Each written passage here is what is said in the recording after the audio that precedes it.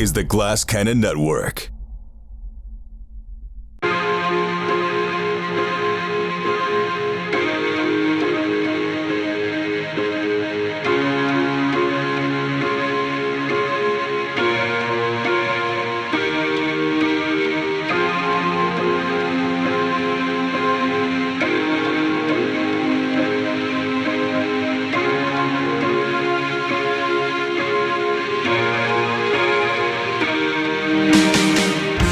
Good evening, everybody. Happy Friday, and welcome to Time for Chaos.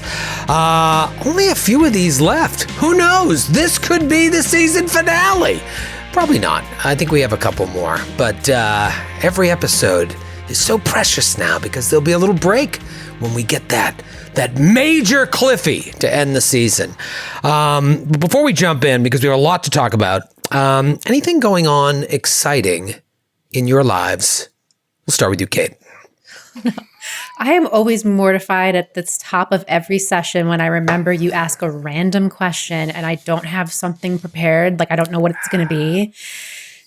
And I'm always worried if it's vague, and this is really vague. Exciting. It's really subjective. I officially started my new job as a founding engineer at a company. What does that mean? Like a day ago.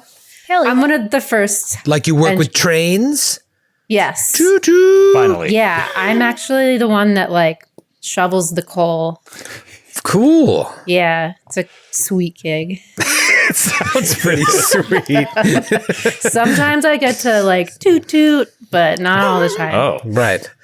That's the next level of engineer. that comes with healthcare. That's for the senior engineers, yeah. Right. No, what does this mean? You were working a job, and then you left that job, took a little staycation, and then you are starting this founding engineer. Layman's terms, what does that mean? It's like a startup that like we're building the thing. It doesn't exist yet. It's me and another engineer and the CEO, and it's wild, wild west. And yeah, that sounds pretty cool, high tech. Are you going to move to Silicon Valley? And build apps? You can build apps from anywhere. Can you?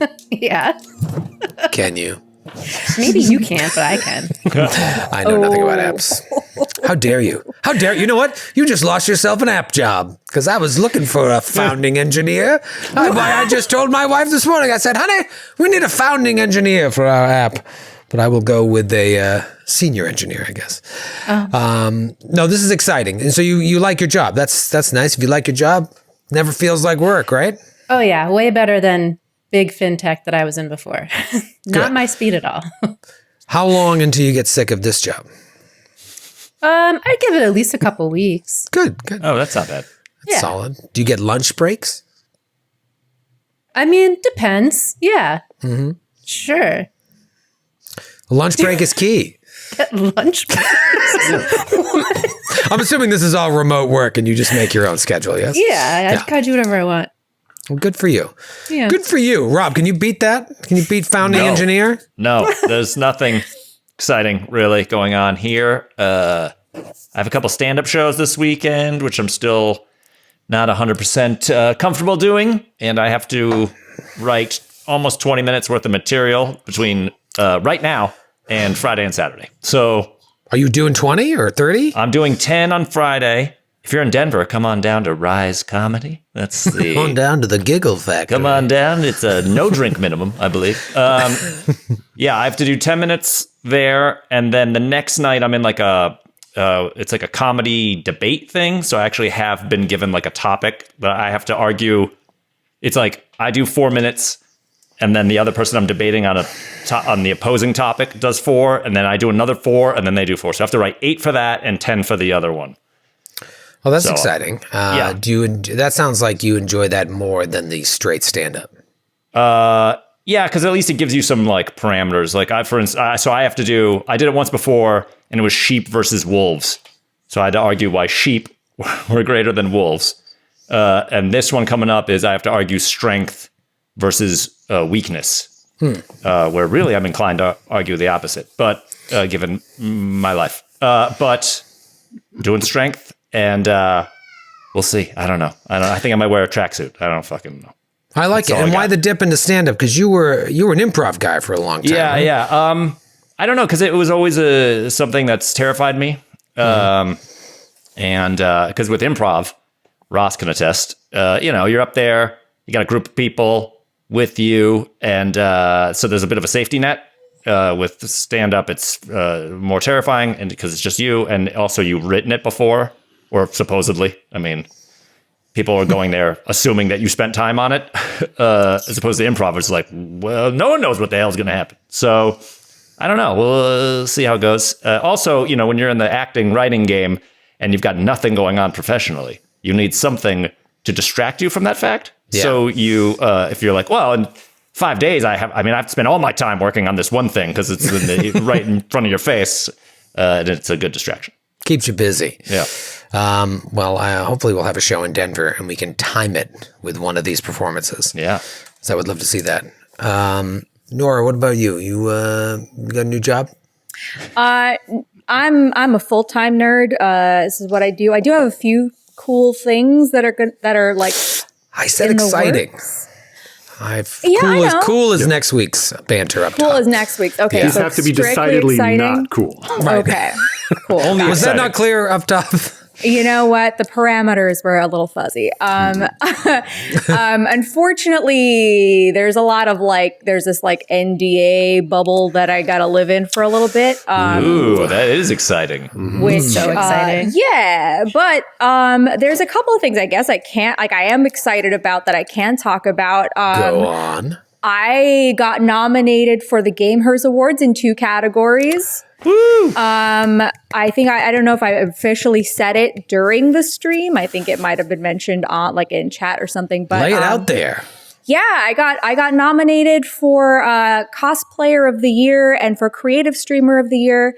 And everybody can vote. So if you go on thegamehers.com/vote, you can vote for me. It's easy to check in those categories. And then it closes on the 23rd, I believe.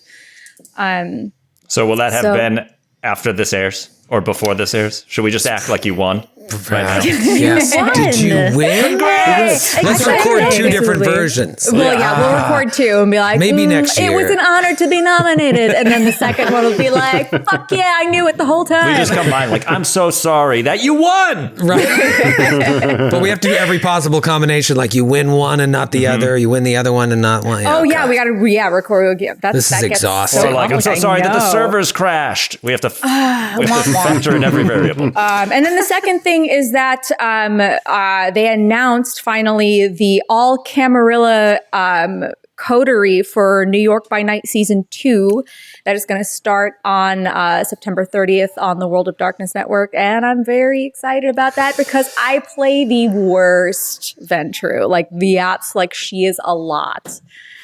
She's very loud, a very loud person. Is this a character you're bringing back into Vampire the Masquerade? No, it's an all new character. All new character. All new character, which is exciting because Ebe, who I played on LA by Night, was a character that was written for me, based on me, but was written by B. Dave Walters. Oh. So that, and then I came in to play that person, and then she became a main character on the show eventually. But this is brand spanking new character that I got to come up with, and so I get to be absolutely terrible and very eccentric, and I'm very excited about it. That sounds like Vampire the Masquerade to me. New York by Night, very exciting. But you're filming it in LA, so you're kind of a fraud. Totally, yeah. We filmed it, and we filmed it back in March, so I gotta act surprised, this is all happening right now. Question: So do you get a LA lunch break? What's that? I said, do you get a lunch break while filming? No, I was just trying to little callback to my witty banter with Kate. We definitely do. We definitely do. Those are long filming days. Good. Ross, you're all excitement. According to your Instagram, you've had quite the last couple of weeks, sir. Tell us about your exciting life. Unfortunately, I'm not a collier on a cool ass train, but it's been a fun time. Not only I'm seeing myself on camera, so apparently I'm getting into Robert Crumb lookalike contests, but also I'm the improv group that I'm a part of called the Improvised Shakespeare Company had a show this past weekend, and we had a very special guest, noted Shakespearean actor Sir Patrick Stewart joined us. Whoa! Hey, I lost my shit when I saw that. What? Very cool. Yeah. Tell us the story behind this. What you're able to tell. Like, how did this happen? Was he just was like this a wandering picture by that you the theater? posted with a bunch of people on stage? Yeah. I did not look at the other faces in that photo. I think I liked it. You look closely. Yeah. How did this happen? Well, this was maybe the 6th time that he's sat in with us over the years. We just a bizarre series of circumstances. We met him almost like 11 years ago now, back in Chicago. One of the guys and I did a random show where he was like a super special kind of like MC, and we like cornered him afterwards, and we're like, "Hey, we do this show. If you'd ever like to do it, I mean, at least you'd like." We were like pitching it like, "You want to come see it?" And he was, and you could of course do it if you want. He's like, "I'll think about it." And then like cut to like 2 weeks later, he's in New York. We're in New York. And he fucking showed up at the theater. Holy shit, yeah. And Damn. There he is. Right? Yeah. There it is. He's the bald, fuzzy one. yeah. You did not like that photo. Well, guess what? I'm fucking liking it now. Yeah, baby. That's the economy I enjoy. But yeah, like we basically told him how the show works, and he improvised, I think, for the first time on stage, like not in a rehearsal with us that night. Wow. And Wow. it was super, super blast. And he's done it maybe 5-6 times since then. Wow. And, Cool. Yeah, it hadn't been for a really long time. So it was really, really lovely that he hopped in again. But he's like the most gracious, chill, like down to earth, like theater dork imaginable. It's great. It's just such a sweet man. That is very cool. And his sense of humor is dirty. Ooh, nice. He's a little baudy. A little bit randy. One of my favorite SNL skits is the erotic cakes with him. Now knowing him, I'm like, could have been his pitch. He might have wrote that. Very cool. What a cast. What a wonderful group of people. I'm going to miss you guys between seasons. And I may miss some of your characters between seasons. You're talking really heavy like this is the finale. When they die. I just never know. I honestly, the way that this has gone since we started at Bar Cordano to now has completely changed the way that I run games. This game has forced me to do so. It's been a real learning experience that I should talk about sometime, because I think some people would find it very interesting. But you cannot run this game like other games. And so I think one of the reasons it's really sung over the past couple weeks is not only are we all feeling more comfortable with each other, but like the game is now being lifted from the pages of the book. Obviously there's no railroad here. You're not on tracks at all the way you go. But, I've just been like the biggest fan of this show the past few weeks as a viewer watching it on Friday nights. And so I'm excited to see how it unfolds, even though I know some of the things that may happen. Before we started, before we went live with this show, you guys were just sharing information, and I said, this is good. This is good stuff to talk about. So before I let you kind of pick up on that conversation again, I just want to give you a recap of last week's episode, because a lot went down. And the nature of this campaign is and I tell you guys every week before we record, take a look at those notes. There's stuff in there that didn't make sense when you got it that will make sense now. And there's stuff that didn't make sense when you got it that will make sense 5 years from now. That's how the way the information is layered throughout this campaign. It is really unlike anything else. So being a student of the campaign will help you as we go along. But let me give you a little recap of last week. Right now, as we start today's game, it's Thursday, January 22nd. You had a hell of a Wednesday when you decided to, yet again, stake out the Juju House, a small shop selling African antiquities in Harlem. There's something going on. at Juju House, and clearly it has something to do with the kidnappings and murders that have been going on, not only in Harlem, but all over the whole city. Murders that include the death of your dear friend, Jackson Elias. At the moment, there's a man named Hilton Adams, a veteran of the Great War, a former Harlem hellfighter. He is sitting in Sing Sing prison on death row, awaiting a date with the electric chair, Old Sparky. He was arrested, tried, and found guilty of all these murders, but now, you felt pretty confident before, now you're certain that he was set up. And you promised his wife, Millie Adams, that you would do everything you can to try and exonerate him. So you've been trying to gather some sort of evidence. But do you have enough? What else do you need?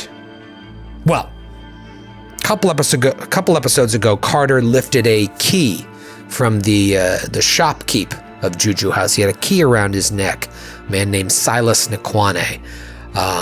When you went back to the stakeout, you watched, and it appeared that that missing key caused a bit of a row between Silas and another man that you believe to be Makunga Madari. This is a man who Hilton Adams discovered was connected to all of this in some way, connected to Juju House, because he followed him from Juju House to a speakeasy nearby, and it became very clear very quickly that this is a man you don't ask questions about.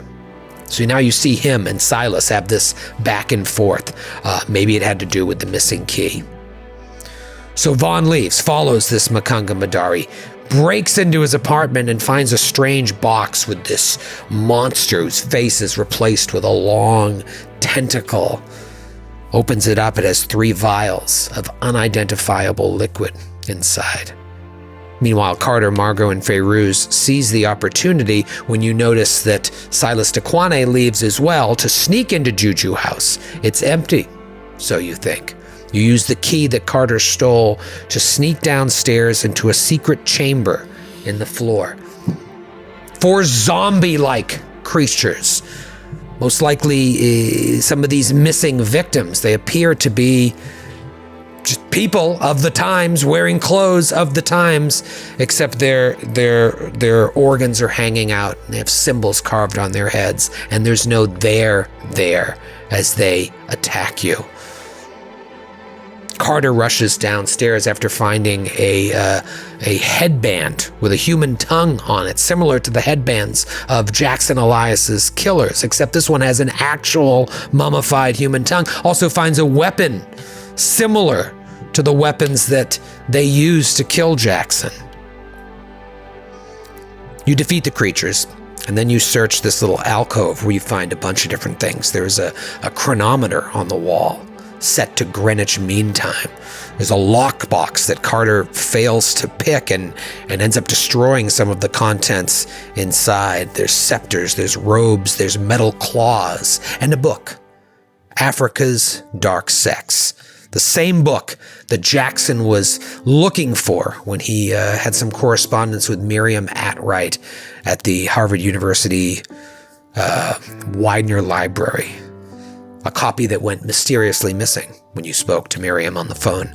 You take the book, Vaughn returns, and then curiosity gets the better of you, and you decide to lift this giant circular stone slab on the floor to reveal a pit full of this monstrous mound of undulating flesh containing the wailing heads and faces of dozens upon dozens of people. It like slowly lunges for all of you as it's wailing, as Vaughn is lost in this.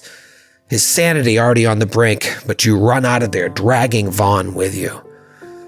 It's already early in the morning at this point, so you don't get a lot of sleep, and you've got big plans for the day. Margot heads up to Columbia University, I just picked out of the air, to develop the photos that she took, only to discover a photo she doesn't remember taking of her wearing this horrific, like, cage mask with 3 heads on top of it that you found in the basement alcove, left there.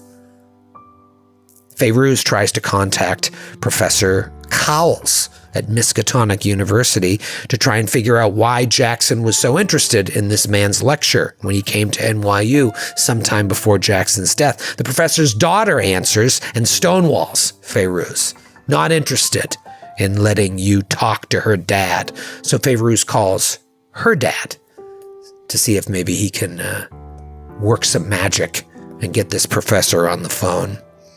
Meanwhile, Carter and Vaughn head over to Hell's Kitchen to meet with Erica Carlisle's lawyer, a man named Bradley Gray, to try and secure a meeting with the late Roger Carlisle's sister. Bradley says he'll see what he can do because Miss Carlisle is a busy woman. She's, in fact, hosting a $1,000 a head charity gala at the Carlisle Mansion tomorrow night, Friday night. Vaughn suggests that perhaps he could buy tickets to speed up a meeting with her. Finally, as Margot and Fayrouz reconvene in the lobby of the Waldorf Astoria, the bellman tells them there's a message for them, a message from Rebecca Schoenberg to call her back. So you call the New York Times and reach Miss Schoenberg, who tells you that Hilton Adams' wife, Millie Adams, is missing. And that is where we left last week's ep. I looked it up afterwards. $1,000 a head is a lot of money in 1920. Yeah. That is like $10,000 wow. a head, which seems like a lot. So I would say it would be the equivalent of $1,000 a head. Yes. So you do that math, people at home. Which, frankly, with your credit rating above 90, I believe, yes? That's right. It's at 90.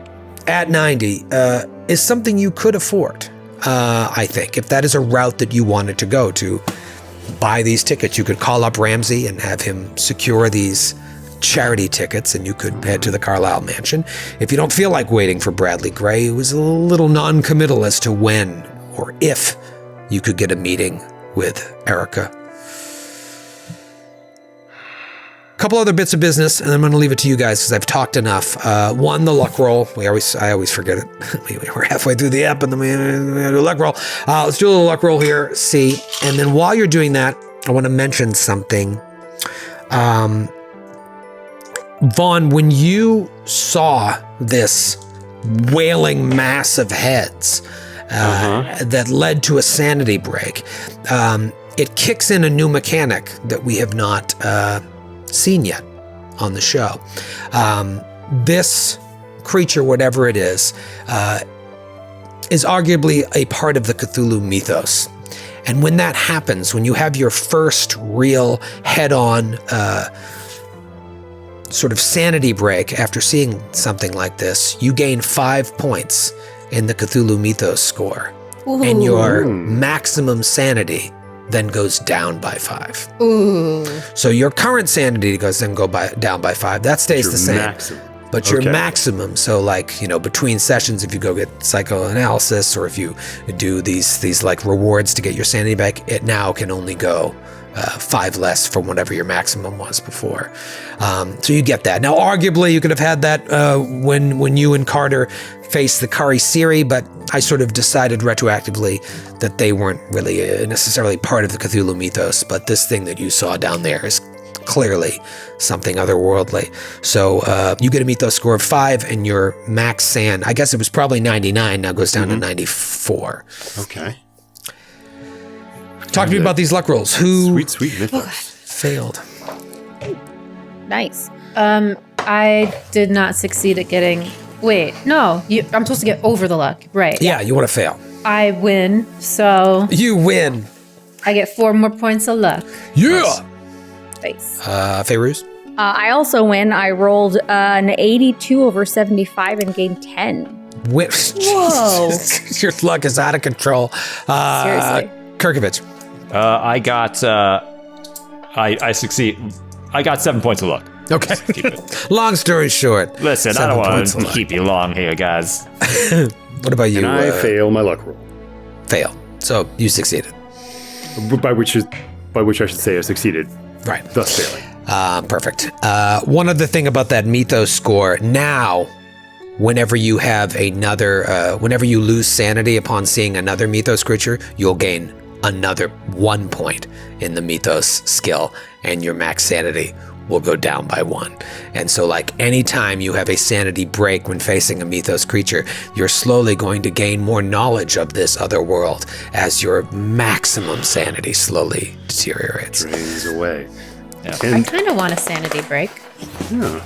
Right? And you can just sounds brag still a about little it on one. your tombstone. Just a little bit. You can brag about it Join us. on your tombstone. And what is the state of Vaughn's wits right now? Because he was kind of like holding it together after a night of sleep, and yeah, you were sedated, I believe, by That's right. Carter. That's right. And you woke up, feeling your version of right as rain. You obviously, this is not the first time that you've had a break, but you did spend some time over the years between Peru and this journey in New York. So maybe you've developed some techniques that you can go back to once you woke up with a clearer head. But mechanically speaking now, anytime you fail a sanity roll, you'll have another episode now and another episode until we have another downtime.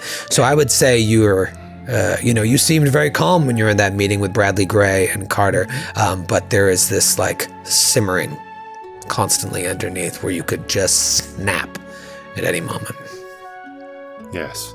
And perhaps the gang, if they all throughout the day, they've seen just hear like little percussive sounds, and then looked over and seen Vaughn just like pushing rosary beads through his fist, staring off into the middle distance. Sweet. Talk to me about some of the stuff you guys were talking about pre-ep. Noura, you were sharing some interesting things, and you guys were going back and forth. And then the way we left things was sort of like Carter and Vaughn were leaving the lawyer's office, presumably, and Margot and Fayrouz, I think, were going to go to Lieutenant Poole, was the original plan, to be like, here's the evidence. But, you guys can retcon and say, we're all going to go, or now I want to do this. But that was where you guys were at before. Obviously, now you have new information. Millie Adams is missing. So in the last episode, Fayrouz, before making that phone call, was actually poring over her notes. And so one of the things that she does notice now, that going back after seeing all the things that we'd seen over at Juju House, is that letter that M. Morn Besat wrote to Carlisle about Faraz Najjar, who was in Cairo in the Street of Jackals, who possesses certain singular curios. Would they be in that ledger that Carter had taken? So should we look for a Mr. Faraz Najjar in, or something about the Street of Jackals, anything that could tie Cairo back to Juju House? And then we did establish that the knives that were found were the same knives that that were used to murder our friend Dr. Jackson Elias. The knives that we saw. Yeah, Carter found a very specific, almost ceremonial knife in Silas Nakwane's bedroom, and immediately you were like, this is the same thing that those guys had that jumped out the fire escape. Mm-hmm. Yes. We're still a loose thread that we have not are trying currently to assess, is the mysterious note that was left to check the psychoanalyst files. Carlisle was seeing a psychoanalyst about his dreams. Perhaps this is something that we could have access to via his sister. If we could still need to figure out what those papers were and what information they could lead us to. Yeah, and there was also in all the handouts and stuff, there was some reference to some other paperwork that was probably in Carlisle's safe that we should probably look at. Of course, now that I'm referencing it, roll 20. There we go. There was we got like this. You guys remember we got like this huge thing that was like a summary of all of Carlisle's stuff. It was all typed out From Nairobi notes. The Nairobi notes. Yes. Mm-hmm. And who could forget the Nairobi notes? National bestseller. And there's like lists of all these people that he interviewed, which I of course completely forgot about. But I think within there is some discussion about how he's probably got, or it was maybe one of the other. This is a great story. Maybe one of the other Carter or one of the other Jackson letters was like, all hand scribbled and was like, gotta get what's in this safe or something like that. So it was the mysterious note I think you're referring to that said. That's the psychoanalyst files. They'll open the gate. Why? So the power and the danger is real. Many threads beginning. The books are in Carlisle's safe. There it is. Coming for me. Will the ocean protect? And it didn't. We found out. Spoiler. Also, the ocean let him down. Spoiler. Jackson was having dreams like Carlisle's, it says in the mysterious note. And I don't know if maybe Margot and Fairuz were briefly discussing this before they got the message from Rebecca. But I would say at this point, Margot's going to tell you hey, I know my dreams I've been telling you, it's mostly about wild sex. But my last dream, at the end, Jackson Elias was in it, just standing next to me, smiling very calmly, and his chest was ripped open, and the entrails, they were spilling out just like the people we just saw. And there was a symbol etched on his forehead, again, just like the people. And before I woke up, he said, he reached out his hand to grasp mine and said, "And become with me a god." And after the last night, I feel like maybe I might be having the dreams that he had, and maybe that Carlisle started having. Oh, Marco, we have to be careful. We can't have... I can't imagine having any of those things happen to you. I don't know, but the more that time goes on, and we talk about the evidence and look back on it with new information and new eyes, I'm just seeing that these dreams, it's all pointing to that. It's all connected. Must be. It's just a matter of finding out how we can use this to not just to free Mr. Adams, but this can't keep occurring. All these murders, all these... Are Vaughn and Carter back at this point? If you guys want to be back, you can be back. Yeah. So I'll be back. You'll be back. Great. Yeah, because Margaret had to go all the way uptown to Columbia. $1,000 is a terrible amount of money, old boy. But, but I think you can pull it off. I think maybe able to. You guys, Millie Adams. I feel like you're walking into the lobby just being like, "Oh, should we spend $1,000?" Yeah. Millie Adams. We just got a message from Rebecca. She's gone. Wait, what? She's disappeared. Just gone? Just taken? She's gone. What do we do? I feel like everything is happening all at once. We don't have any more time. We're running out of time. If those same blackguards who are running that juju house laid their hands on her. Did you tell Schoenberg all the evidence that we've collected? You have the photos, right?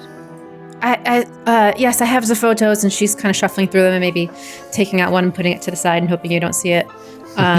But it was just a message she left us. We didn't speak with her yet. Do you have one of the bodies with how we found them? Yes, do you want to see them right now? We don't need to do it in the lobby. We can... Oh, I thought we were back in our room. I thought that you guys had... You guys can go up there. Okay, let's go back to the room. That was too much information and we just got... The bellhop's like, "Hey, what do you got there? Pictures? Oh my God! What is that?" Tentacle comes out I of lay his the head. photos out on the ground in our room.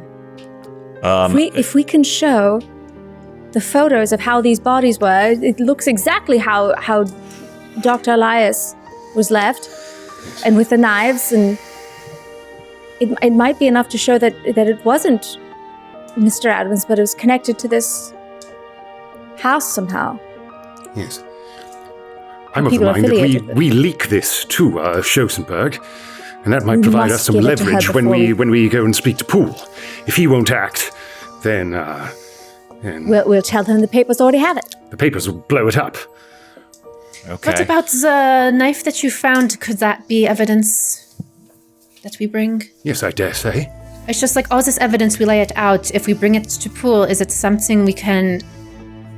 It's definitive. Certainly, the wounds created in the other bodies there must be coroner's reports that might rhyme with the make of this particular blade.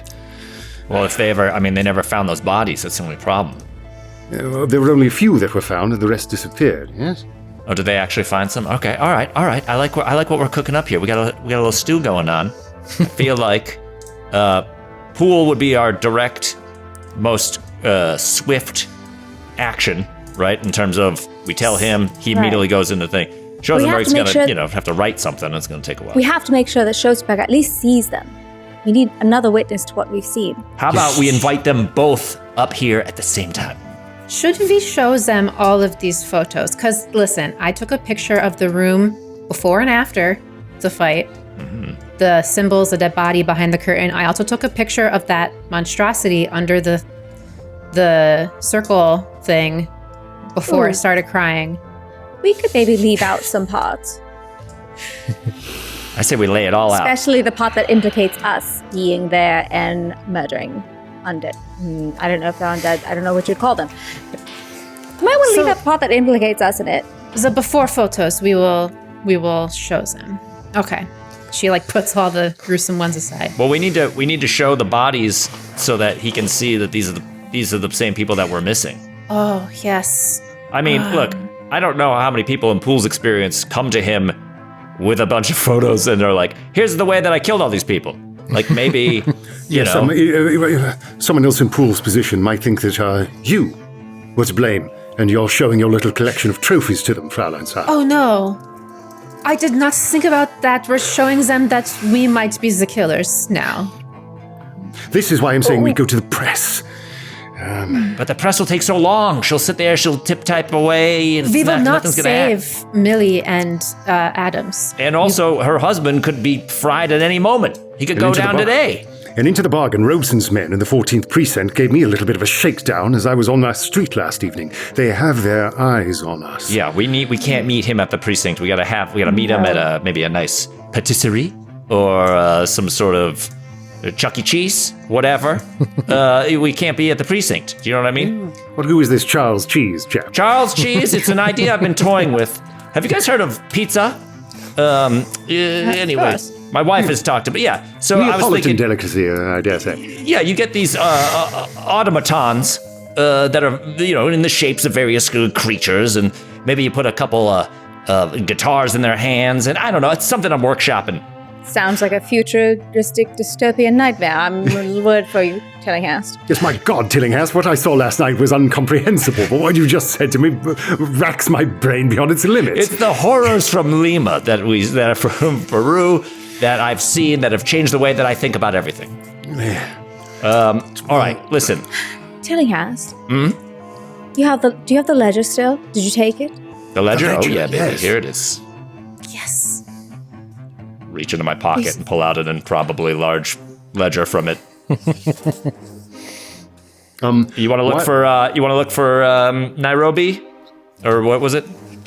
Well, anything from Nairobi could possibly trace it back to the Carlisle expedition, but there was that one note or letter that Carlisle had received, speaking about a person who procures singular curios, as it were, a man by the name of Faraz Najjar from Cairo. Yeah, let's look him up. While they're doing that, can I call Schosenberg? Remind me, was the message that Millie Adams has disappeared, was that a telegram or was that a phone call? I feel like you guys called her. I feel like the guy was like, this is for Vaughn. Could one of you... Yeah, she called the hotel and left a message, I think. Yeah. Okay, then I would like to speak to her personally, if possible. You want to call her on the phone? Correct. Yeah. Okay. And then meanwhile, you're looking at the ledger to see if there's any connection to, what was the name? Faraz Najjar. Faraz Najjar. Okay. You look through and give me a spot hidden. Okay. Either one. Me of you. or Either one. You both can roll it. okay. As we're both like poring over this book. Oh.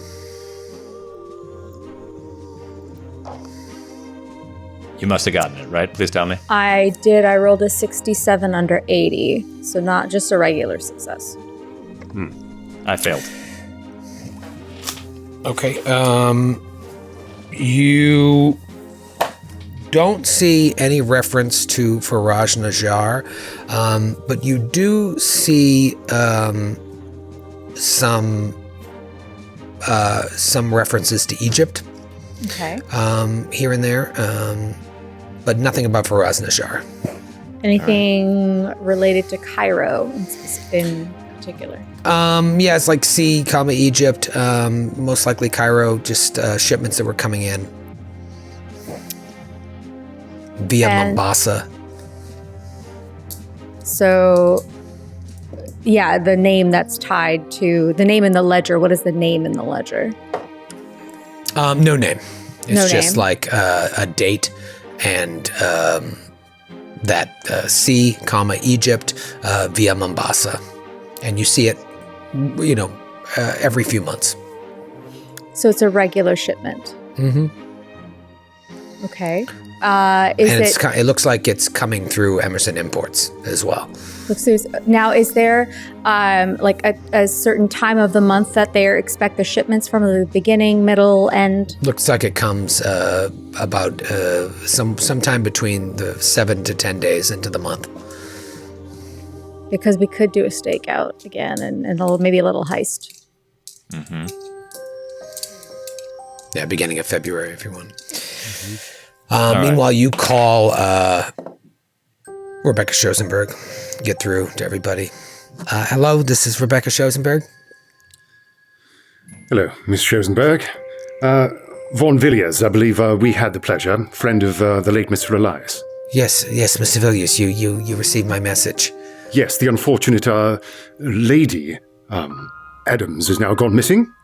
Yes, it's, at first I didn't want to get too worried, but I had plans to get coffee with her, and I called I went to meet up with her, and she wasn't there, and I thought maybe she was running late. I waited for a half hour or so, and I happened to be in the neighborhood of the theater, so I stopped by the Lafayette Theater just to see if maybe she got tied up at work, and it was there that they told me they haven't seen her, and it's not like her to not show up for work. And So is it their opinion as well as yours that she disappeared last evening? Sometime perhaps in the last 24 hours. I mean, I haven't had any contact with her since the back and forth getting your appointment with Hilton at Sing Sing.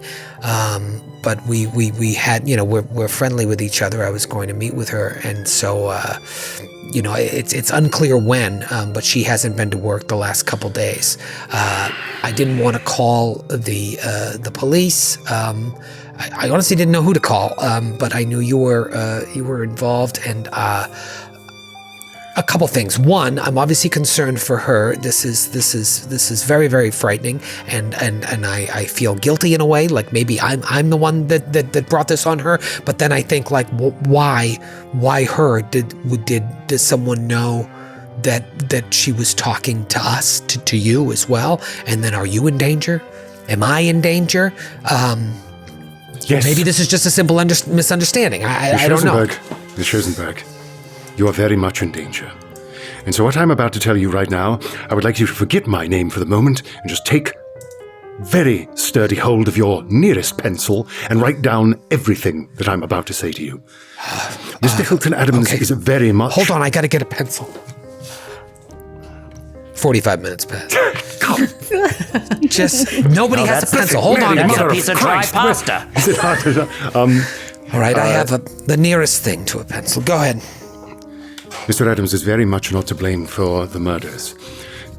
And we have found the epicenter of these crimes circulates around a retailer of curios in Harlem that goes by the name of the Juju House. Proprietor Silas Nakwane, an associate of his named Makunga Madari, seems to be running some sort of spiritualist dark sect out Wait. of the You said basement. Juju House? Yes. She mentioned this place to me once. What does she say? I feel like I'm like trying to listen. We're all All like huddled around the phone. She intimated once. I almost felt like she let slip that she had kept an eye on this place. Yes, it seems the associates of Mr. Adams were themselves quite suspicious of this place, and I shouldn't doubt that Mr. Adams was suspicious of it as well. Oh my God, they must have seen her. They must know. They have their eyes everywhere, Schosenberg. The 14th precinct is corrupt and riddled through and through. Robeson is being paid off, and we have the books to prove it. Is the police involved with all of the kidnappings? I don't know if they're involved in the kidnappings, but they're very much being paid, I think, to keep their eyes off the kidnappings and not to see them prosecuted and to railroad innocent fellows like Adams into his current predicament. Okay, what now? Now, what proof do you have? What hard proof? This all sounds like a lot, but do you have actual proof? This is why I'm telling you to forget my name, Schosenberg. I have photographs of the basement of the Juju House in which you shall see such things, such horrors that they are doing down there that you could not conjure in your wildest nightmares.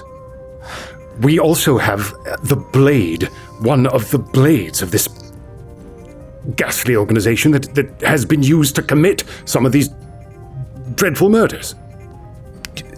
You have the possible murder weapon? And headband. Tell them about the tongues.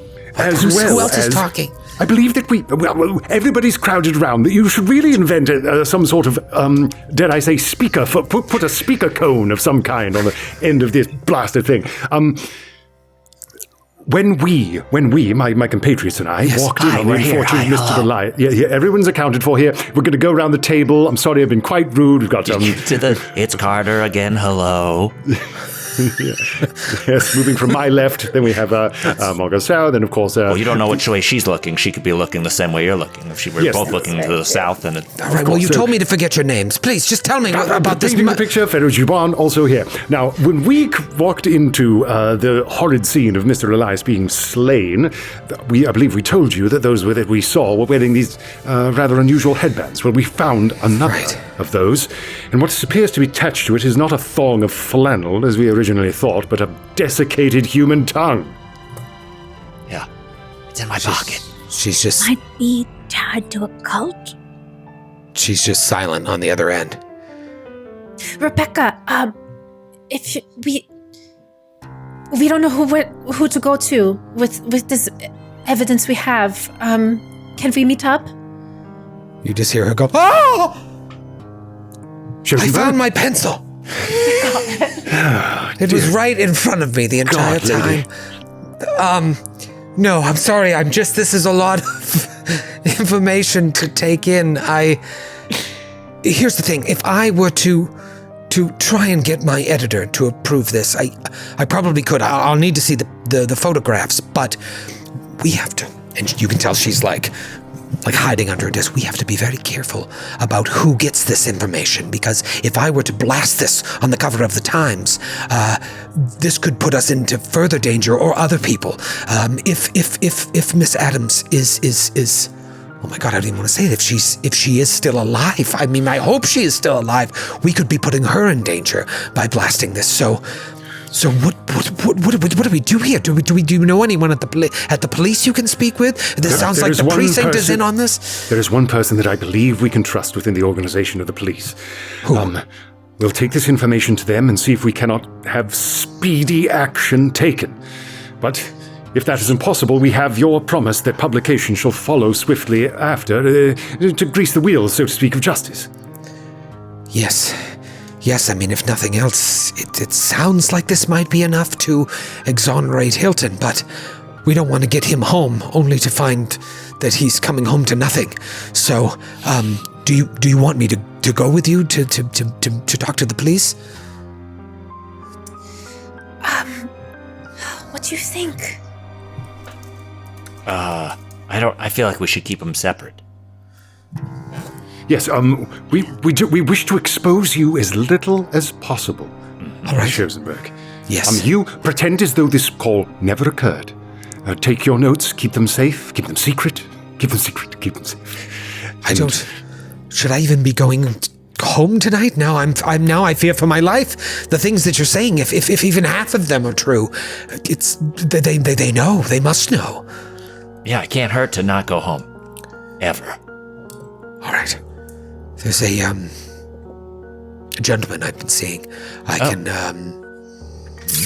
We haven't really spent the night yet. Well, it might be time to ramp that up, Shozy. It might be time to just kind of string them along and then hit the couch, however you want to do it. However it needs to happen. Tell me more about this, Rebecca. We can get it. Vaughn, give me the phone for a little bit. No, it's fine.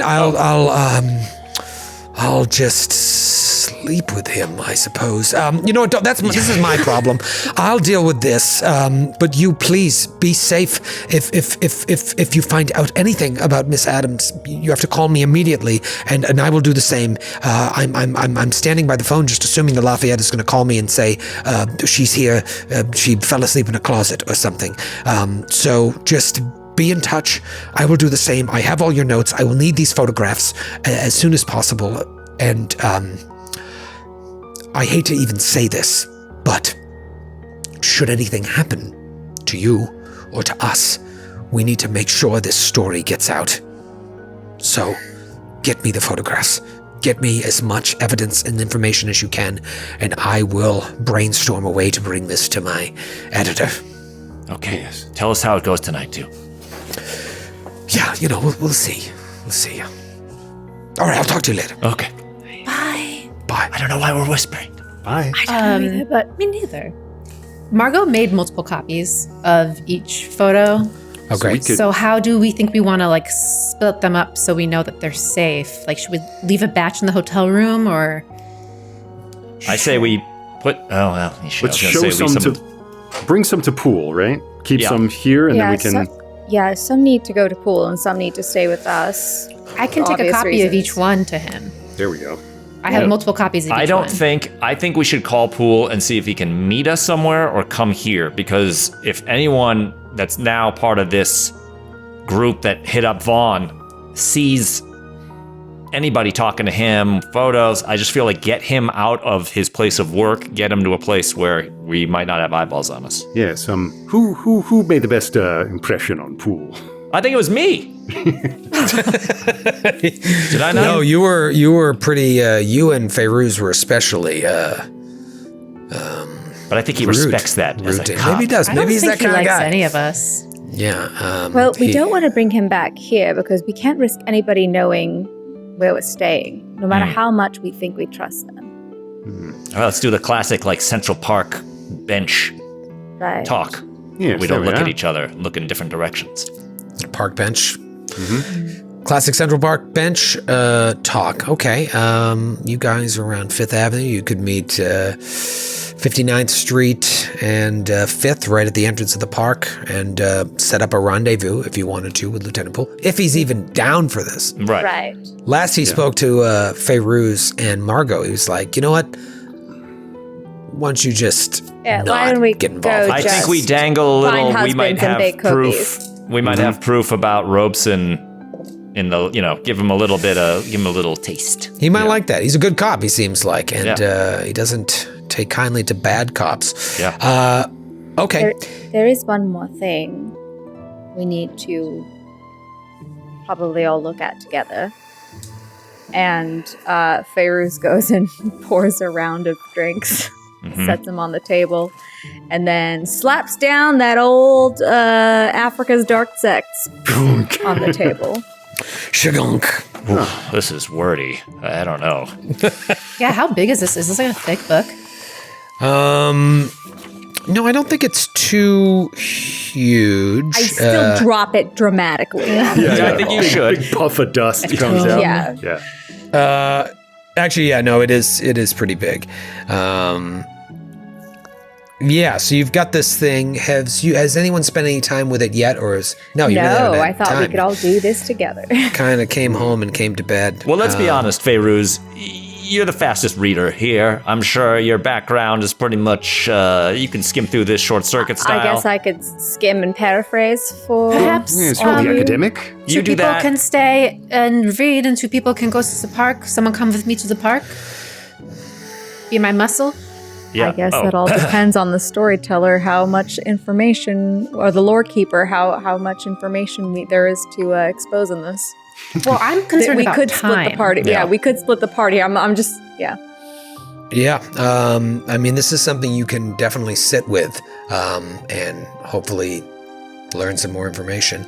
A book this size would take probably weeks to fully absorb, but over the course of 6 hours, you could really dig in and find out why is this book so important? Why was it so important to Jackson, and what is it doing in the basement of Juju House?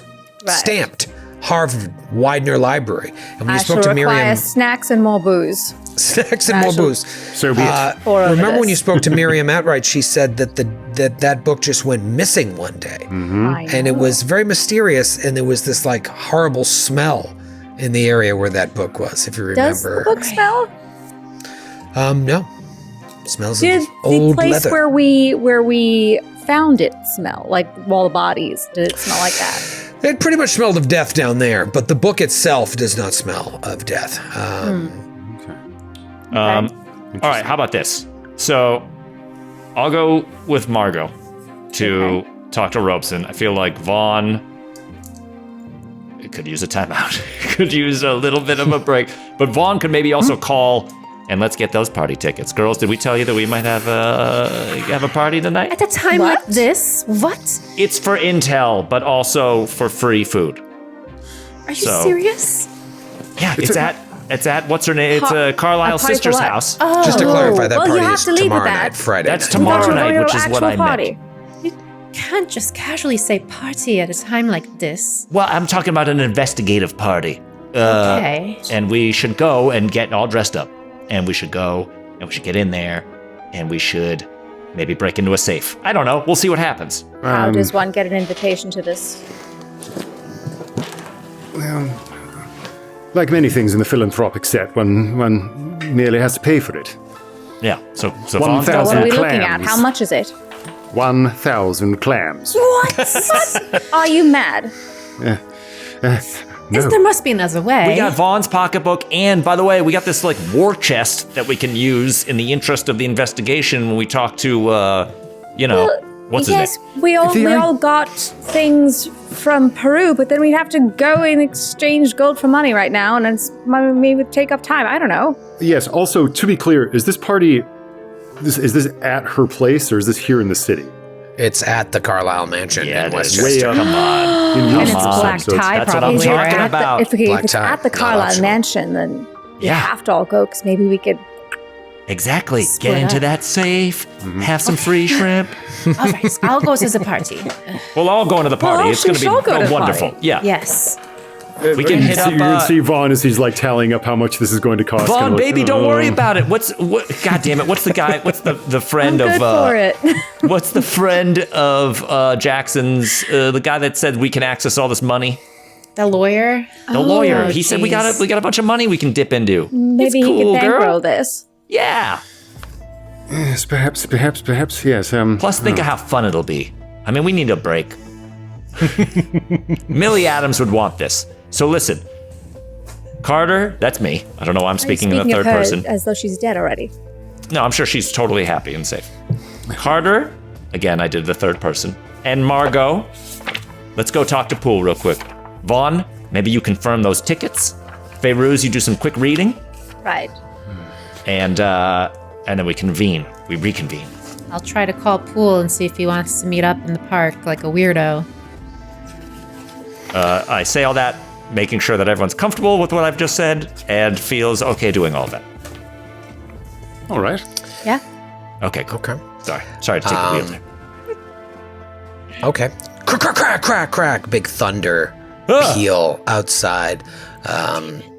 Maybe you've got like a balcony or something in your hotel room, and the curtains just fly open because it's cracked, and little rain starts getting in. A storm starts outside as Margot picks up the phone to call the precinct down in Chelsea to try and reach Poole. This is Lieutenant Poole. Hello, Lieutenant Poole. This is Margot from the other day. I'm sorry, who is this? It's Margot Sauer. I spoke with you with Ferouz about the Margot Sauer. the investigation with Jackson Adams. Elias. Jackson Honey, I got a lot of Elias. investigations. You gotta who? Oh wait, Jackson. Oh, We what have can I do for you? evidence. We think we would like to show you. We think we have evidence that you were looking for. Okay, listen. Last time we talked, I think I made it pretty clear that We got proof that Robeson's on the take. You made it who's clear that? that you made it. Carter Tillinghast, sir. We met once in an interrogation room. I'll take it. Yeah, Miss hello. Sauer. Who is this? Takes the phone from her hand.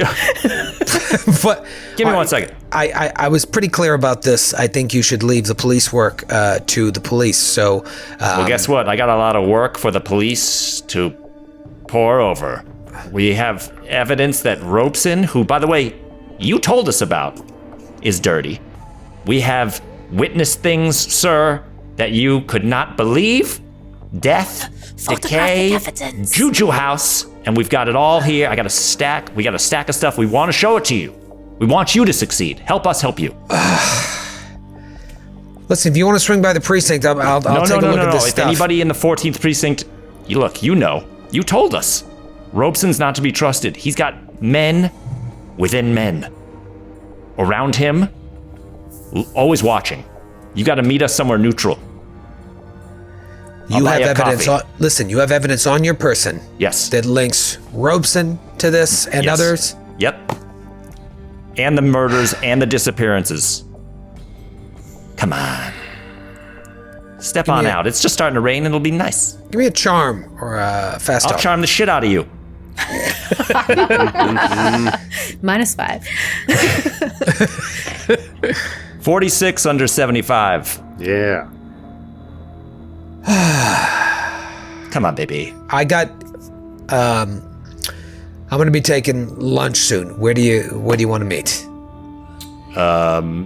Whatever was said earlier. I don't understand New York's 59th topography. Street. Okay. 59th Street. I'm all the way in Chelsea. Isn't there some place we could meet closer to where I'm at? Wherever's got a good Reuben.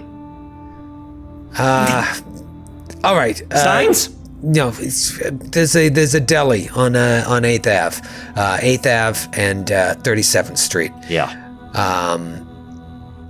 Meet me there at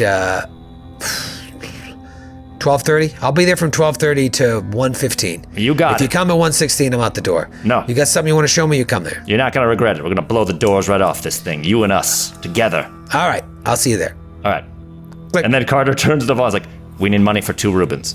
We also don't have direct proof that Robeson is involved. His name's in the ledger. Plus, Vaughn and I saw him. WR14 is in the ledger. Okay, that's the one right. thing we have. Okay. I had to get him to meet us. I mean, look, once he sees fucking photos of, the intestines and stuff, we got him hooked. I'm still. Do you? Well, Do you? we can't Photoshop it at that in 1922, so We'll see. that's a I'm photo. still very nervous to show him those photos. Since I they've made feel it like up with we might walk out of the deli in handcuffs. I would rather look, Carter. I've been doing a lot of thinking here, guys. All right, if I go to jail and it helps somebody else, if it helps Millie Adams, if it helps Hilton Adams, I'll take that bullet, man. Carter. I'm saying that now. We'll see what happens when they come for me. I might run, but That is Are we the apart nicest right thing now, you've ever or is- said. Are you monologuing? yeah, to myself, he's just looking out at the lightning. This is your time, Carter. You see the good half of your reflection in the Yeah, it's like Two-Face. the dark mirror. Yeah. A lightning strike reflects off your mask. Let's take a quick word from our sponsor while we mull what happens next. Oh boy. Okay, so Carter and Margot have a meeting with Lieutenant Poole between 12:30 and 1:15 at a deli on 8th Avenue and 38th to 39th Street. You got to figure out what you want to divulge there, how convincing you can be to sort of have him take up the cause here, and what his involvement is going to be in this. In the meantime, Vaughn, while you look over and see Feyruuz just buried in this book, do you want to try and secure tickets to this gala? We can borrow money from this till that we have. Part of me, I mean, like, Vaughn's, the rational part of Vaughn's brain that is going, it's like, would it, all of us going? Could it, should all of us go? When there's so much to do, when Willie Adams is gone? But I might at least call the foundation and see if I can get those tickets. At least secure 2 tickets reserve if you can. Yes. I mean, come on, guys. Let's just think of the narrative possibilities. 2 more are available at the door. Listen, I would love love all 4 of us to Scooby-Doo our way into We're gonna this strut thing, up those steps. If the rest of this campaign was just hanging out at a party, you should at the very least get 2 tickets, because you don't want to be like a single person. You'd stand out being a weirdo. You always need a +1. Yeah, Yes. and by +1 she means +3. Preferably, yes, +3, but But again, we've got this till. We've got all this money. It doesn't even have to come out of your personal account. It's not a matter of money. Well, to Vaughn and my... It is sort of a matter of money. I'd hate, but... it's just better be a damn good cause. And okay, yeah, I'll call up.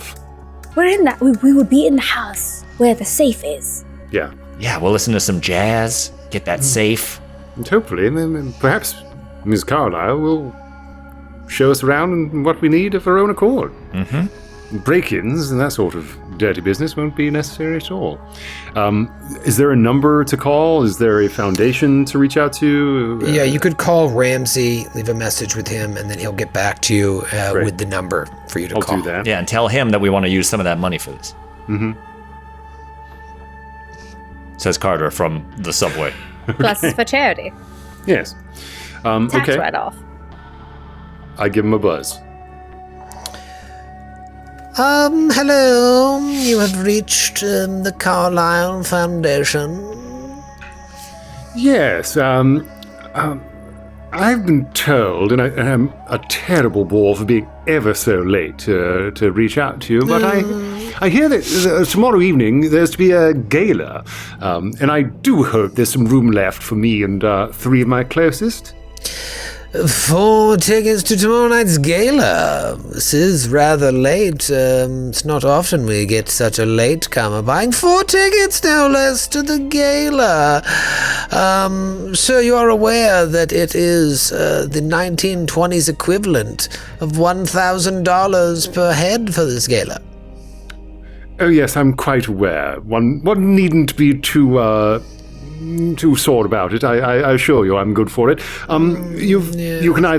can either provide you a check, or you can just call my man in New York or London, and we can have the money ready for you in whichever way you need it. But talking about these matters is so pedestrian. I'd much rather speak about what the foundation is raising money for. Yes, well, we raise money for all sorts of charities. Tomorrow is going particularly to the young orphans in Brooklyn orphans, yes.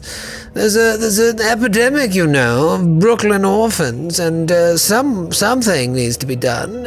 Luckily, God the Carlyle bless. Fund. Yes. God bless their little orphaned hearts too. Yes. And what is your name? My name is Reginald Smith. Smythe, you might say. They changed it as Ellis Island to Smith. and I can tell I'm perhaps speaking to a fellow countryman here. How often our mother tongue is mangled by these colonials. So I understand changing your regal and mellifluous Smythe to the more workmanlike Smith. But I thank you ever so much for all this information. Now, so if that can be secured under the name Villiers, then I'll be seeing you tomorrow evening. And how do you spell that name? Villier. Hold on, I need to find a pencil. God in heaven. Here's one. The bloody Empyrean of all the saints. Okay. Poor Vaughn is like at the brink and he has to deal with these nincompoops. I have one right here, yes. You said Villiers. C. V. Begins with a V, old boy. V, yes. V. Yes, Reginald, old chap. Yes, that's VILLIERS.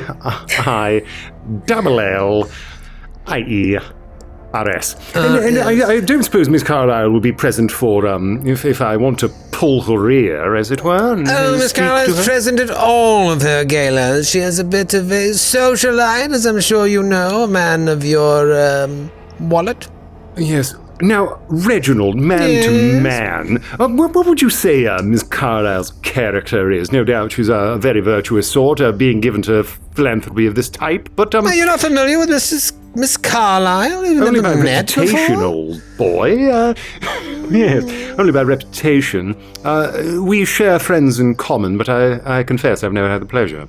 Oh, well, no, she's quite the firecracker. I think you'll find her company most pleasant. If you can squeeze a word in her with her edgewise, she's quite popular, you know, and she is the hostess of the party, but I'm sure if you flaunt the words around as you do with me, you'll get a moment to chat with her. You flatter, sir, you flatter. Well, if she brings the firecracker, I'll bring the match. Ha! Okay, so... I don't get it. Well, it seems as though the reservation's been made. Yes, we have Vaughn, Mr. Villiers, you said? I assumed your name was Vaughn. You sounded like a Vaughn, but I don't know if you ever told me your first name. I'm truly a prophet and a seer, you are, Mr. Reginald Smythe. I haven't heard someone call me Smythe in so long. I feel like I'm back home in France.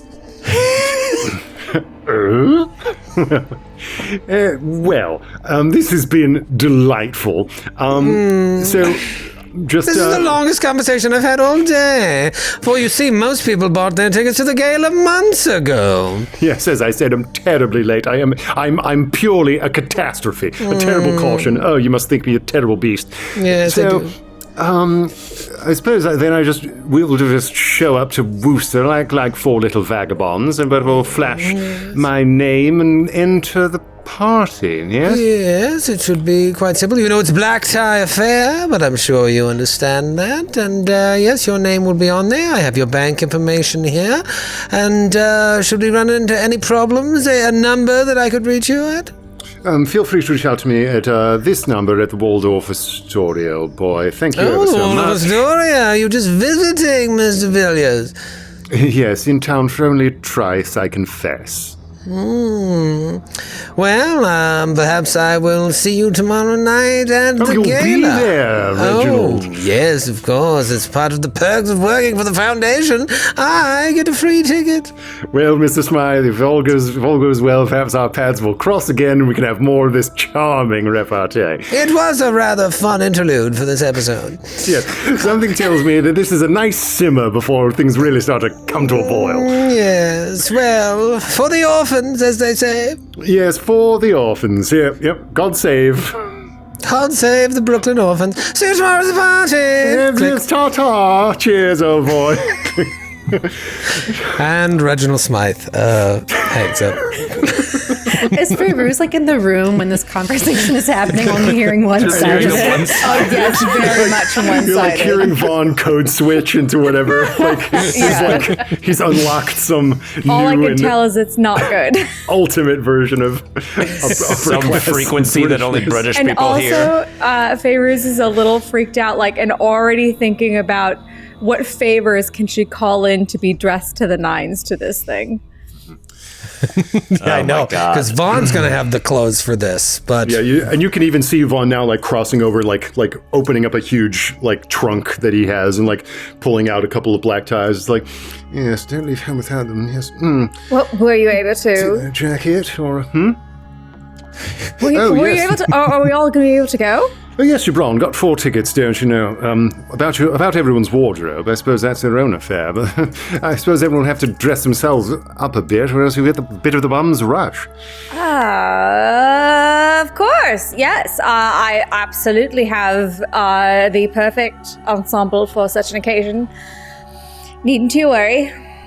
Well, perhaps we can work in, if not, perhaps we can work in another little shopping interlude in the midst of saving all these people's lives. Of course, I'm sure we'd have plenty of time for all of that. Yes, well, I'm sure that I don't wish to interrupt your studies anymore. Learnt anything particularly horrid from that book of yours? Funny thing. Let us address that. Yeah, so you've been, we'll say Margot and Carter have left, and you're really spending time with this while Vaughn is taking some time to gather himself and make these arrangements to go to the Carlisle Gala tomorrow night. And you've just been poring over what appears to be a travel log by a man named Nigel Blackwell. It's an odd mix of, at first, what seems just like a travelogue, almost like a journal of his time he spent traveling across Africa.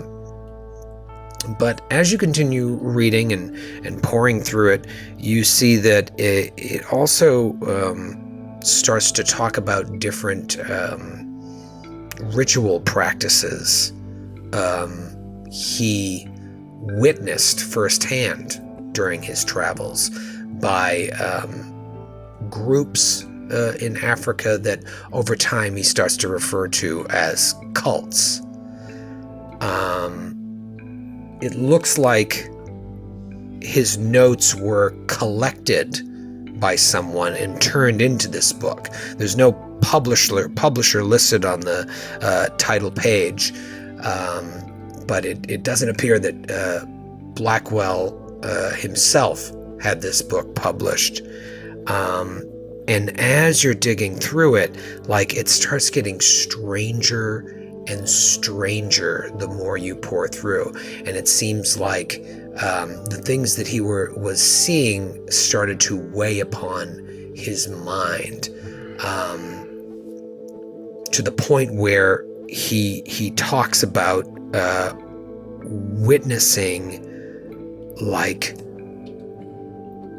an otherworldly creature sort of appear during one particular ritual. But it's written like it starts to be complete incomprehensible madness. And it starts to weigh on you as well, Feyruz. Give me a D10 roll. Sure. I rolled a 9. You're reading this, and you start getting lost in the story that Blackwell is recounting, the journal, and you kind of flash back to the time you spent in Peru and all the things that you saw there, and you, in a way, sort of project yourself into this travelogue. And when Blackwell talks about, hiding in bushes and watching these cult practices go on, you almost see yourself in Blackwell's shoes, pushing aside branches and watching. But in this, you also see yourself as the members of the cult as well. And then you look and you see, and all the members of the cult are you, dancing naked around a fire, singing to the skies. But you're watching this while also taking part in it.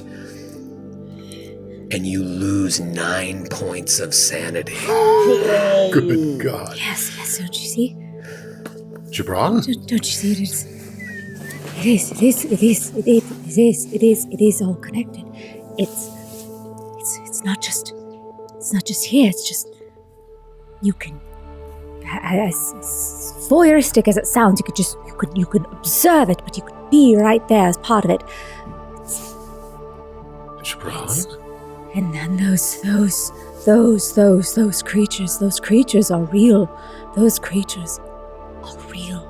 They're real, and we can commune with them, you see. A siren flies by, and Vaughn, you hear this. You're the worst person to be put in this position. Mm-hmm. Yes, I'm watching this. Vaughn's just like one of those like a dangler cigarette, just like watching this. This is bad. This kook. Get loaded, screwball. No, it's just like, oh dear, Vaughn. oh dear. Vaughn. Yes. Vaughn, these things that we've seen, it's not accidental. Yes, I know. It's all part of a system. It's part of a system, and we could be a part of that system, and we could conjure these things. There must be a reason that these things are that these people seek commune with these creatures. Yes, of course.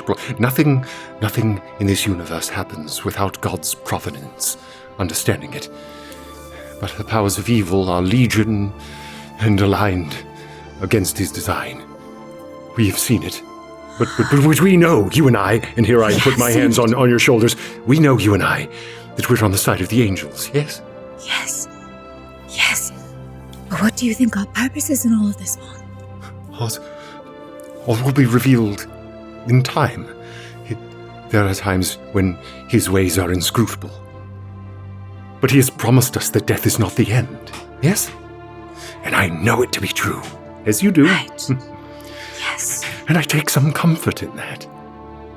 Ka-boom! Peal of thunder. Right. Yes.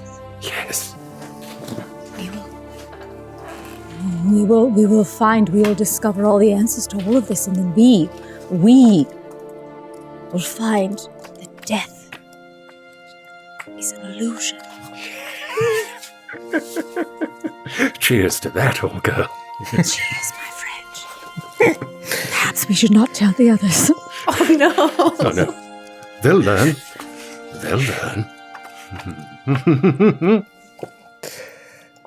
Give me an intelligence roll now, Fairuz, to see if you fully understand.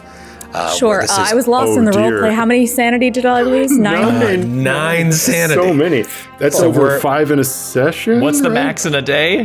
What's the max? Over 5 in a pop, you have to roll an intelligence roll to see if you fully understand what's happening. You want to not hit this, right? You want to roll fail it. over. I want to go over an intelligence roll. Ooh, my intelligence is very high. She's too smart. Bad. Yeah, I mean this could lead. I rolled a 95 though. Jesus, a 95 Excellent. Over 80. I really wanted to not do well on this so that I could kind of lose my marbles a little bit. There goes the book. So what happens?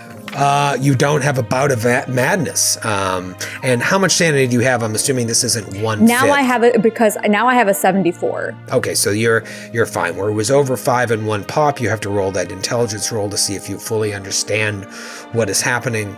You don't. You get so lost perhaps in the fiction that you don't have a break similar to what Vaughn experienced when he saw the many-faced creature in the pit. Man. This is a new mechanic that we haven't experienced yet. You have encountered your first mythos tome. I really wanted to lose my shit a little bit. Yeah, well, you kind of did. Worry, You this did time.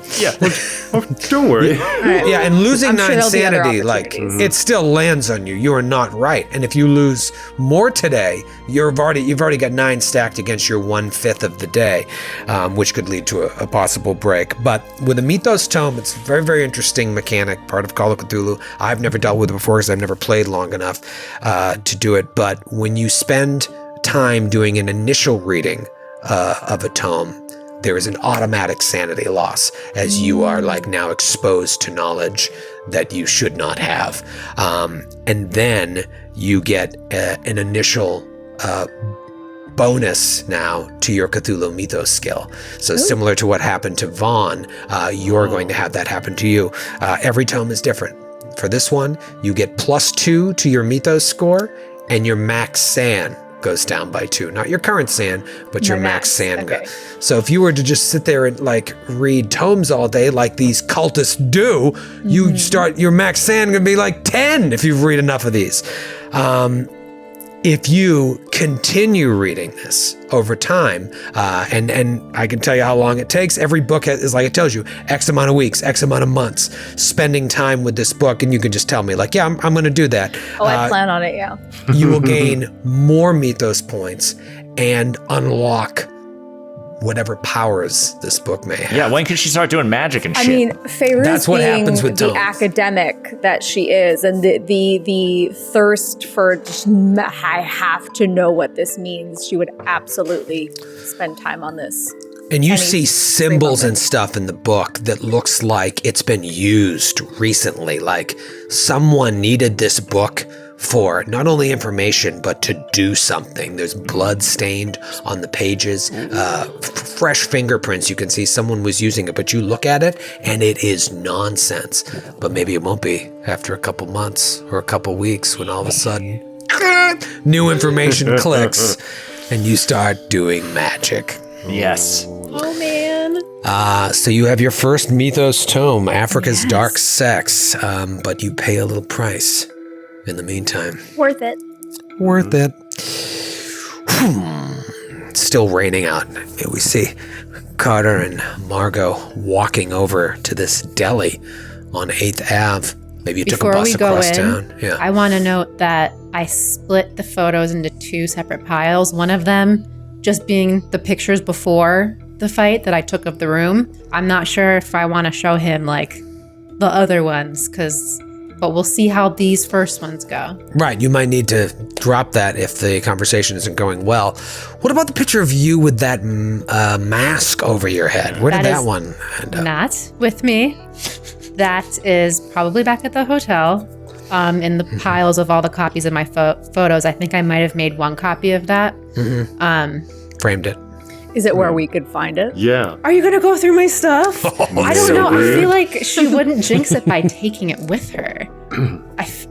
And accidentally exposing it. Yeah, because it could implicate her. So I feel like she would leave it and maybe like try to hide it in her drawers. Right, in Vaughn's drawers. While he's wearing them. Vaughn opening a Why does drawer and Vaughn just have like, this photo of Margot? Got my underwear. Vaughn has been housing you all in the world of Astoria in this beautiful 1-bedroom and just bought you $4,000 worth of tickets to a gala tomorrow night to save Brooklyn orphans. God, Vaughn only gave us $5 for these Rubens. Fucking cheapskate. don't spend it all in one place, old man. $5 whole dollars? $5, this We all. gotta split them. I mean, these Rubens probably cost like 2 bits. It is very expensive in New York. Oh, God. I bet their conversation right now, I bet they're having just a whale of a time, those two. They're just probably chitter-chattering away. They don't have to be out here in the rain. So comfy, snugged up, whatever. Yeah, such as reading a book, getting some tickets, just really chill, low Just chilling out. We're out here doing the hard work. I know. We're finding everything out. Yeah, all right, let's go in here. Okay. Ding-a-ling-ling. Ding-a-ling-ling. You get out of the rain. I imagine you took the crosstown bus to 34th. You get out in the rain. You've got to walk 5 blocks up to 39th Street. But sure enough, there's the deli. You go inside, and it's a classic New York deli in that there's a long counter with little stools that spin. It's thin, though, with booths on the other side. It's just booth. Maybe 1 or 2 tables up front, but it's kind of dark in there. And if you look in the back booth, you see Lieutenant Poole sitting there eating a corned beef on rye. He sees you. Oh, there he is, and that sandwich looks bomb. But you want to order a sandwich, or is you hungry? I do. Yeah, All right, well, let's go. Okay, come on. You gotta try these Rubens, by the way. They've got sauerkraut on them. Have you ever heard of sauerkraut? Do they got sauerkraut in Germany? No. No? No. Oh, man, No. you guys gotta check it out. Maybe we'll bring it over next time. Oh, okay. Oh, it's a delicacy. I don't know where it came from. Oh, Poole, hey. Yeah, get over here, please. Sit down. Is that a corned beef? I thought you'd be here a little earlier. Anyway, you got 20 minutes of my time. What's going on here? I hope your mind is fully encased in that skull of yours, because it's about to get blown out the back of your head. He dips his rye into a big thing of brown mustard, takes a bite, chases it with some coffee. What do you got? What if I told you that Juju House in Harlem is the epicenter of a crime wave that you've been investigating for I don't know how long, but a long time? What is Juju House? It is an African curio shop that's run by one Silas Nkwane. Now, Hilton Adams, who, as you know, arrested, who, as you know, or rather supposed, is innocent. Mm-hmm. He himself thought that this place was important in terms of the missing people, the murders, even the murder of Jackson Elias. Did Fairuz and Margot tell Poole that you went and spoke to Hilton Adams? I'm trying to remember the timeline of events. We did tell him You that did. we spoke to him. Okay. Okay, he puts the sandwich down, lights up a cigarette. The classic corned beef coffee cigarette trio. Yes, Carter's mouth is just watering. He's just watching. It's like, it's really hard for me not to order right now. Pause my story. Margot, do you want to say anything? I don't want to, Thank you for meeting with us. We have a couple items and photographs we would like to share with you. Photographs? Yeah. From the Juju House. Now, Okay. we may have taken the liberty of letting ourselves in to Juju House while it was closed. She kicks you under the table. Ow. I mean, ow. Could we not? Because... All right. Listen, before you go any further, just understand, I'm a policeman first. Sure. Obviously, I have a special interest in this case, but this isn't my case.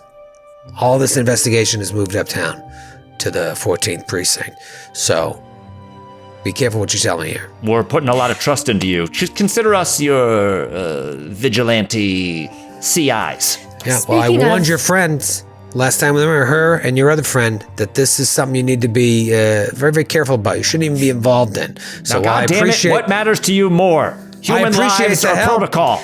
All right, what do you got? Carter, don't make a scene. But speaking of the 14th precinct, I think we have something that can directly implicate them as being involved with the Juju House really? for unknown, nefarious reasons. And Yeah. she turns to you for the book. It's right here. This is a ledger that I happened to come across from Juju House. Look what's listed here. 14th precinct, 14th precinct, 14th precinct. Look at all this. Wait. All it says is WR14. Now, that could be Walter Robeson 14th. Could be. Could be. But I'm going to need more than this. All right. This is something. But WR14, did you see him going in there? Did you see? We saw... I don't know what Robeson looks like, but I definitely saw... Our friend knows what he looks like. And did we talk to you? Because you saw him. We saw. I did a not guy. see him. I saw. We saw a guy go in and get it, and I was harassed by beat cops. Okay. Probably working for Robeson, but Yeah, and one of those cops was the person you saw go in and stuff an envelope. Yeah, we saw a police officer go in, come out with an envelope full of money. You got a photograph of that? Yeah. No. Yes. Because Margot Yes, was I not do. with us. What? You have a photograph of Makunga talking to... Oh, it's Makunga. Yeah. we don't have a All right. photo of him. I mean, this is good that you saw this stuff, but you understand the position that I'm in. When these murders started showing up more so in Harlem than anywhere else, the entire investigation has moved up there, so my hands are a little bit tied. Well, then I'm maybe interested- why are we even talking to you? I mean, we're trying to get justice here. We're trying to But get you justice. understand, you got to give me more than this. It's nice that you saw these things, but I need Margot, photos. I need hit more him than with the real shit. WR14. Margot, do it. I have some photos I would like to show you. It is the basement of the Juju House. And she takes out the first folder and pushes it towards you. The basement of this Juju house. Yes. I'm not going to ask any questions. Okay. And what is the first photo he sees? He sees first photo. I have so many notes. A photo of the room the room with the circle hole in it. Okay. All right. So it's not. I mean, you ever see a basement like that, bro? Yeah, no, it looks a little strange. This stuff hanging on the walls, but I mean, this still obviously could be a speakeasy. Keep going, Margot. What else? I have more photos. Okay, Carter just reaches in and grabs the shit and puts all the murder photos down. Boom. And I want a Reuben.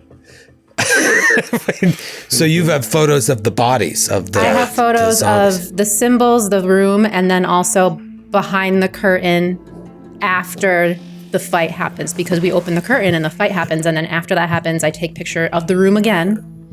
I took a picture of the thing beneath the circle lid in the center of the floor.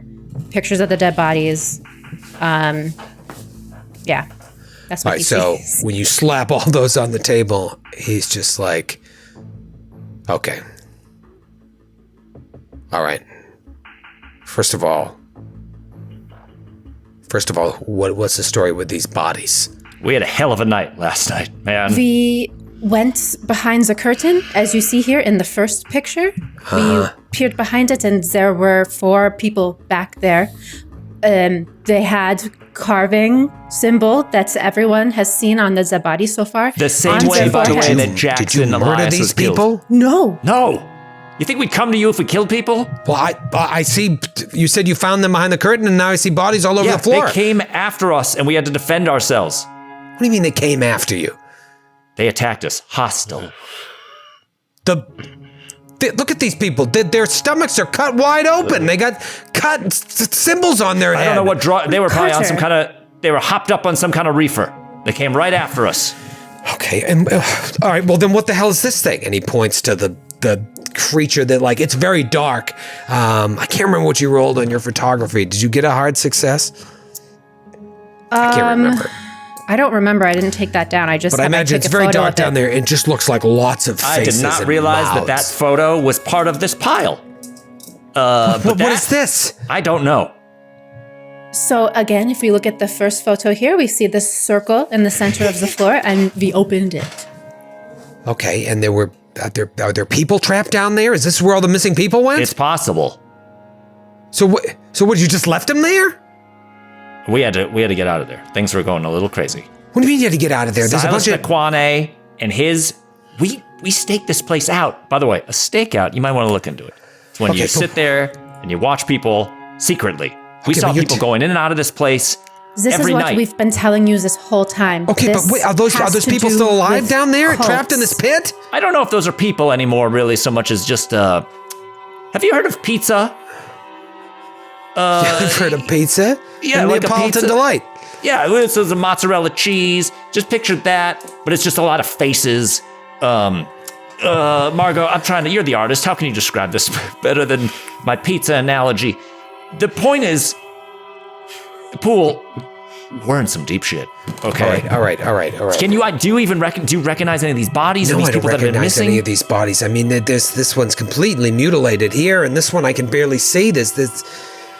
I do want to say, when we killed him, it was fucking awesome. Like I thought you said. All right, hold on. In defense, hold on. in Just hold self-defense. on. And he raises his voice, and like the guy at the bar kind of looks over. Are you? We have a couple more items.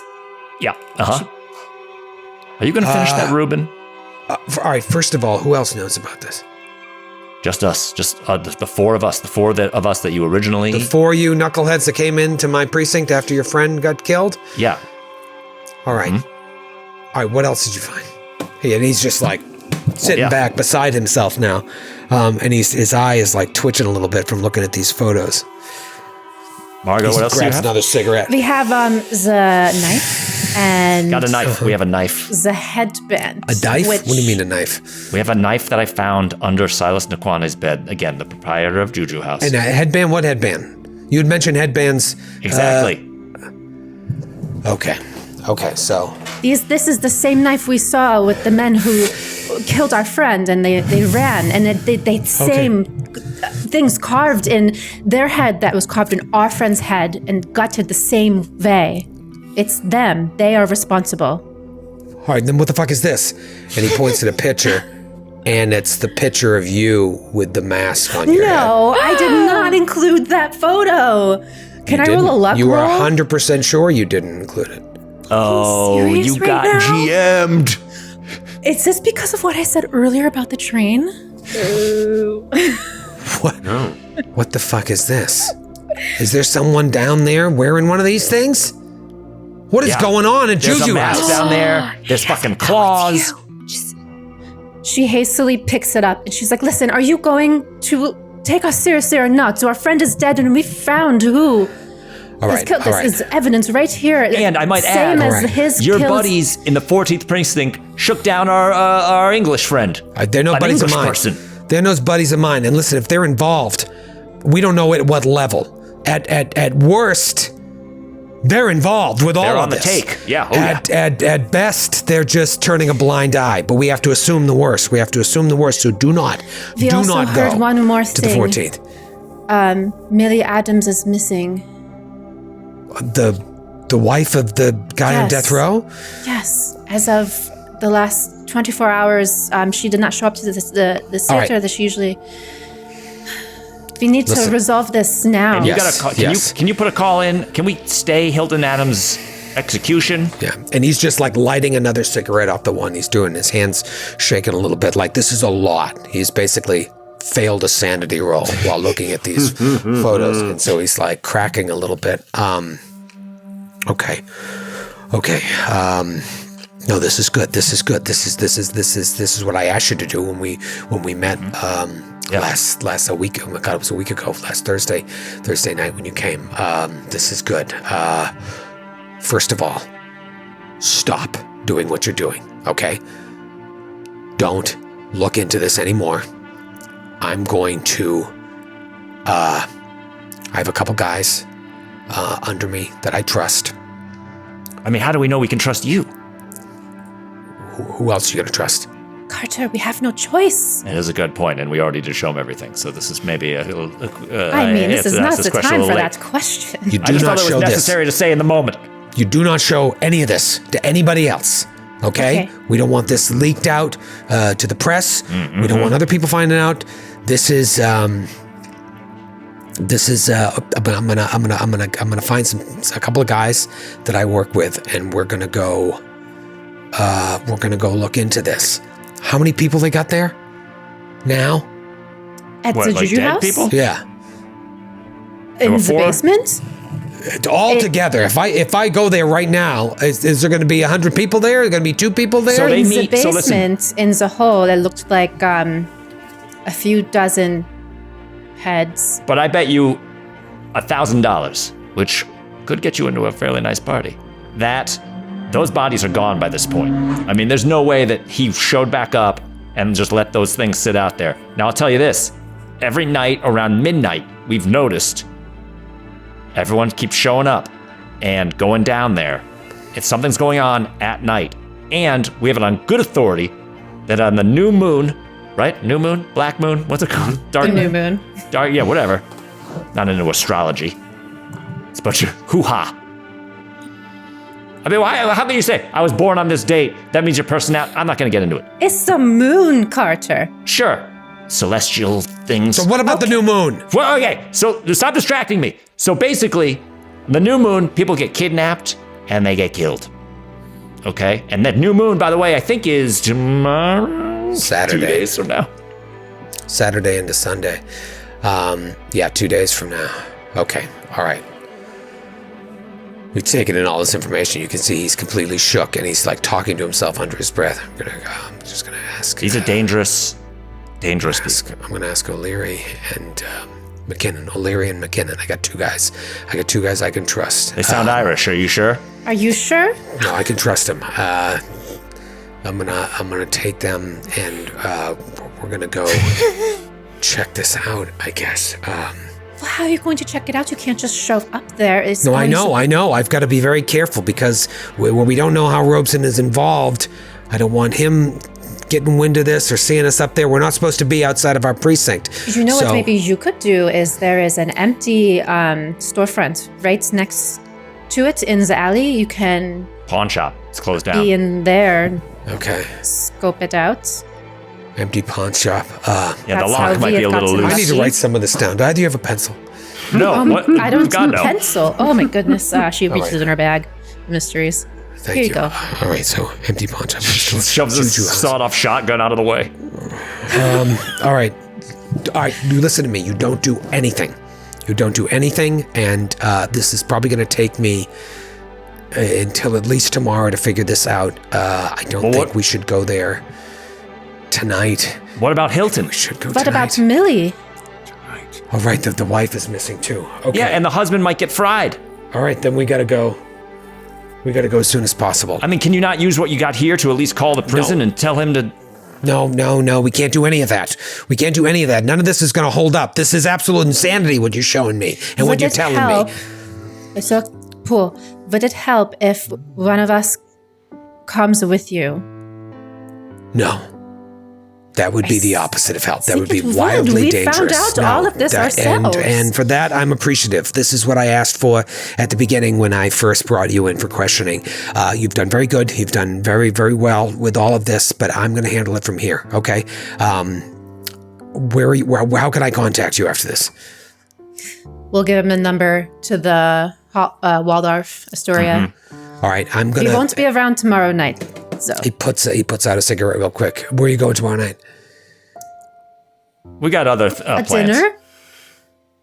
We just had this place we've been dying to go to forever since we got in here. It's an oyster house. It's supposed to be delicious. If we're going out to dinner, we need to relax. All right, listen, can I take this stuff?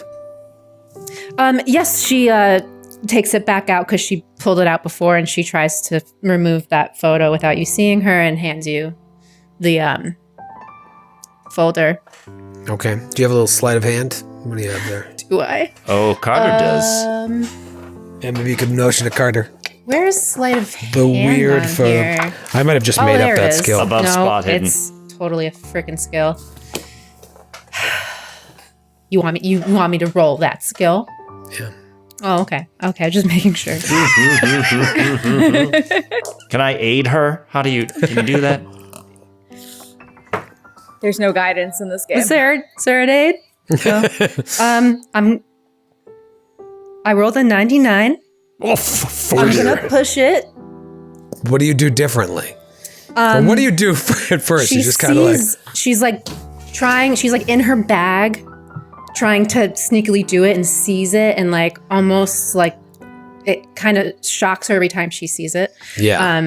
And maybe almost gives her cover up, but shifts like, oh, it's just my bag is so big. Can Carter notice this back in at here. all? Can he? Yeah, you can see her fumbling with it, but I kind of want to see the I'm results of gonna this push roll first. Push it to see if my bag falls open and you can see what I'm doing. Oh my god. I'm throwing out this dice. I rolled a 97. Yeah. Okay. So this is fun. no. This is fun. All right, That's so- why we play this game. What was So your that's a skill? fumble. No. I'm assuming your skill is under 50%. 10. 10. Okay. That's a fumble followed by a pushed fumble. Carter, you see this. no. Do you want to try and help this situation at all?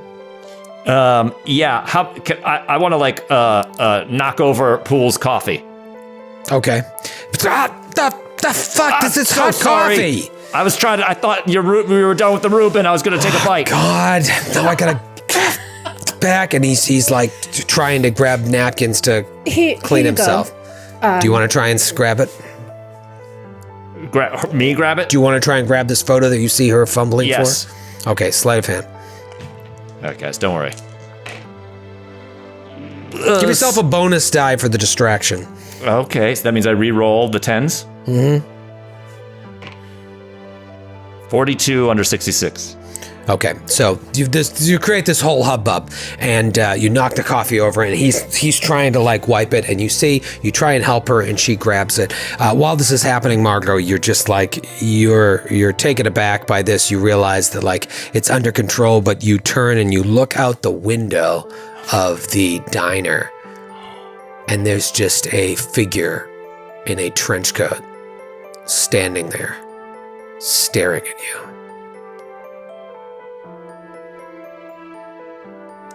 I guess I'm frozen staring at the figure. Does it look familiar? Can I see any features? It's dark. It's dark out from the rain. He's like across the street, and there's 2 parked cars, and there's a figure.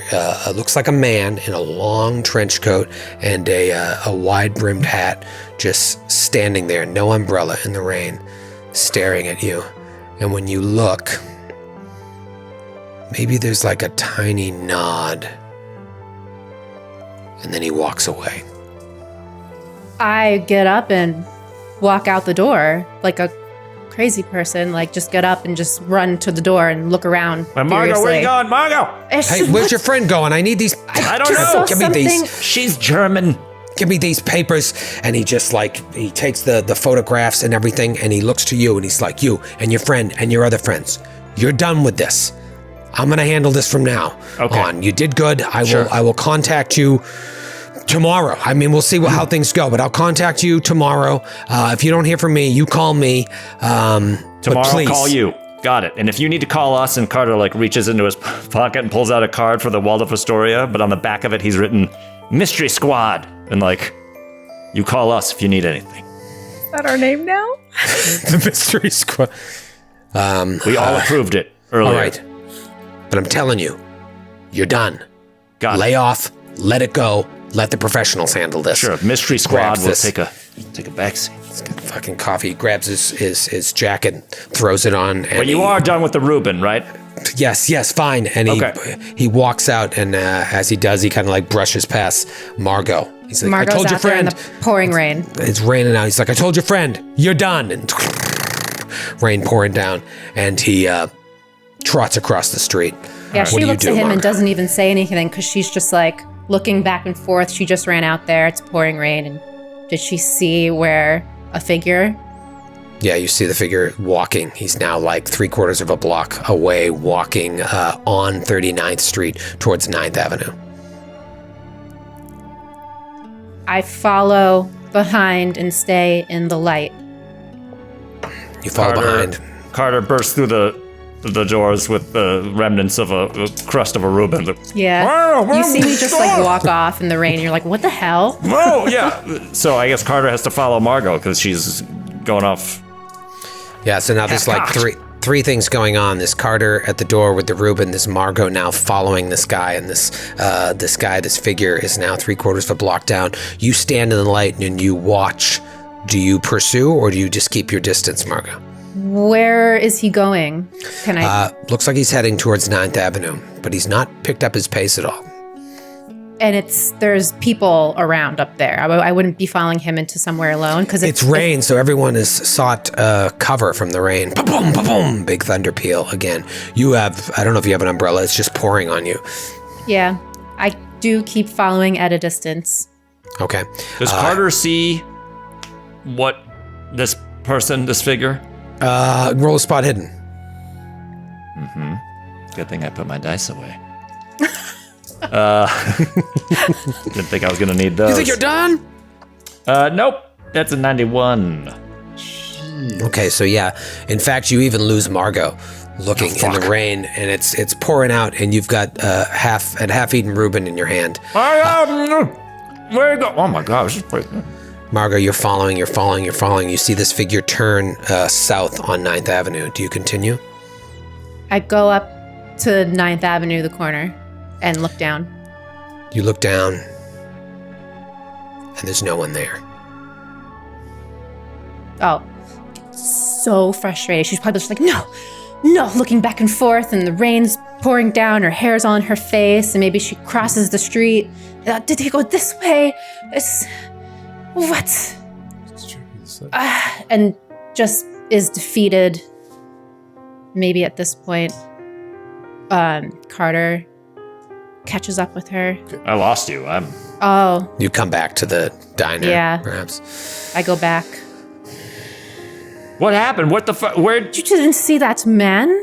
I didn't see anything. I didn't see you. There was a man outside the window. Well, why did you follow him? There's men everywhere. I did. I tried to follow him. He was looking straight at us, and when I looked at him, it looked like he nodded at me with his hat or something, and so I ran out. Who was it? I don't know. I could not catch up to him, and you're gonna follow every man that nods at you. You're gonna get lost in this city. Carter. Faith, it could have been someone who is going to tell that we've met with the pool and now they're in trouble and they're going to be expecting them now. Well, listen, we're going through a lot of shit these days, okay? You can't just run off on your own. And Carter's getting kind of like more emotional, I think, than he thought he would. It's like, you can't, what if something happened to you? You know, like, and I'm here and you're gone and you're like, the fuck, Margot, don't do that again. I think while you're yelling, she notices that you have the photo in your hand and she glances down and she just like snaps it from you, but doesn't break eye contact as she does it. She puts it in her bag and holds her bag close. Just be careful. Okay? You didn't see a man? No, I didn't see anyone. I saw this delicious sandwich, though. Do you want to go back in and maybe splitsies, or? Fine. I would love a bacon, egg, and cheese on an everything bagel. Oh, sure. And you guys go back into the deli to eat. And we watch this scene for 45 minutes of you just silently eating. Like at the end of the first Avengers. Yeah, soaking wet. Just eating pastrami and bacon, egg, and cheese at 1:10 in the afternoon. On a rainy Thursday. Coming back to the hotel, which is what I'm assuming Margot and Carter are going to do. At a certain point, Fairuz, you get a message from downstairs from your father. He didn't call to speak with you. The message is the professor will call you tomorrow. Raspberries. Raspberry Junction. It seems like he's arranged it that the professor is going to call you. Tomorrow. Okay. But tomorrow is the dinner. End of season 1.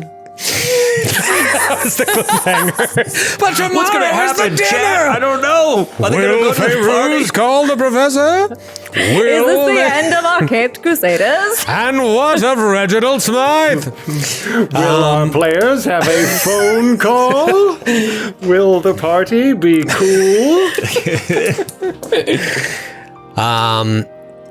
Correct me if I'm wrong. Is there anything else you want to do today? Yes. Oh.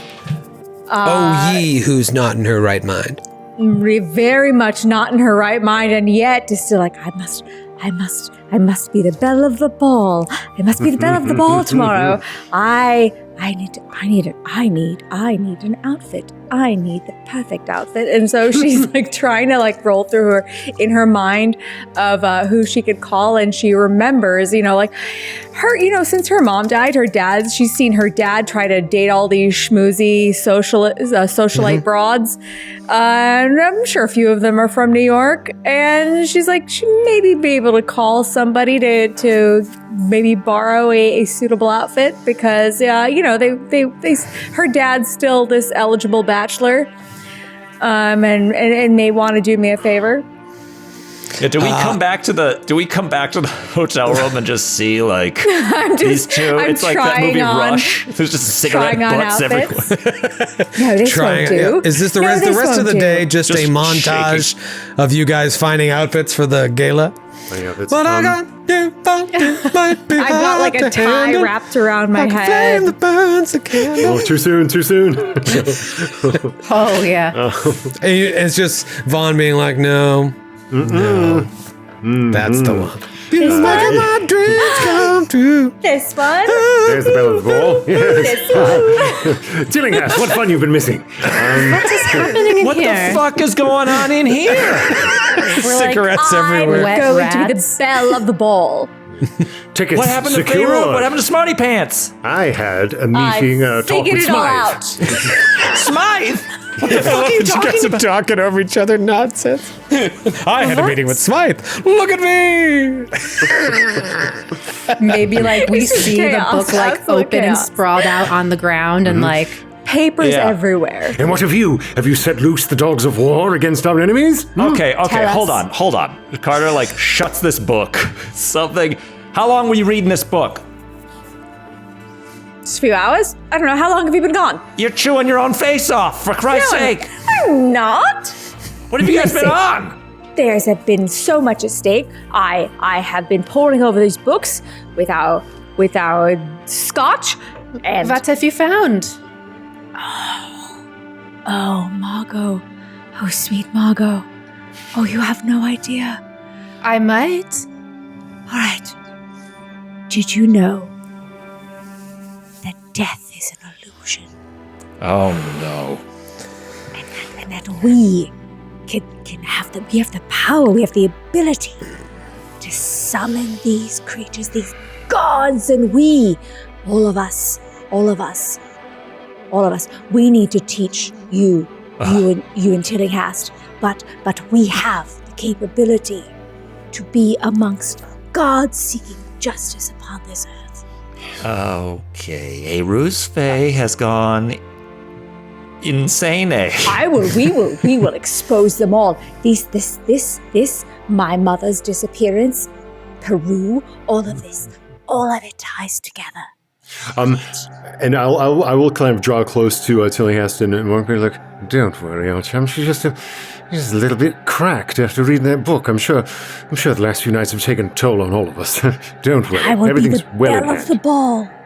Okay, guys. She's concerned about the party, which is imminent, and don't worry, we're very far along in our spiritual warfare. Okay, but I'm not feeling well. And she just goes, and I need to dry off and be alone. And she just goes into the bathroom. Pool is on the case? What? Pool is on the case?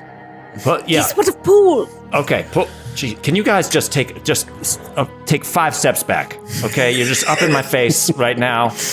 Okay, just everyone sit down. Jesus Christ. Listen, yeah, we talked to... First of all, you got tickets to this party? You got tickets to the party?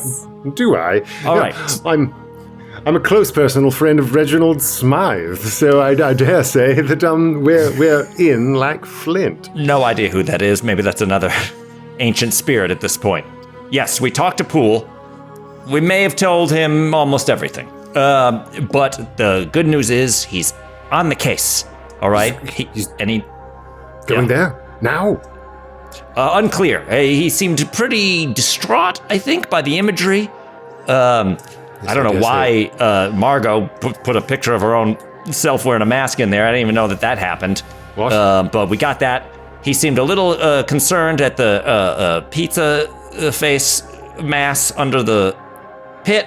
But yeah, he's contacting some of his buddies that he claims he can trust, and they're gonna go look into it. I told him, call the mystery squad if you need anything. So, anyway, that's us, by the way. I figured that out last night when I couldn't sleep. So, that's the deal. I don't really want to ask you, Fairuz, what you've been doing, because I feel like the answer is obvious.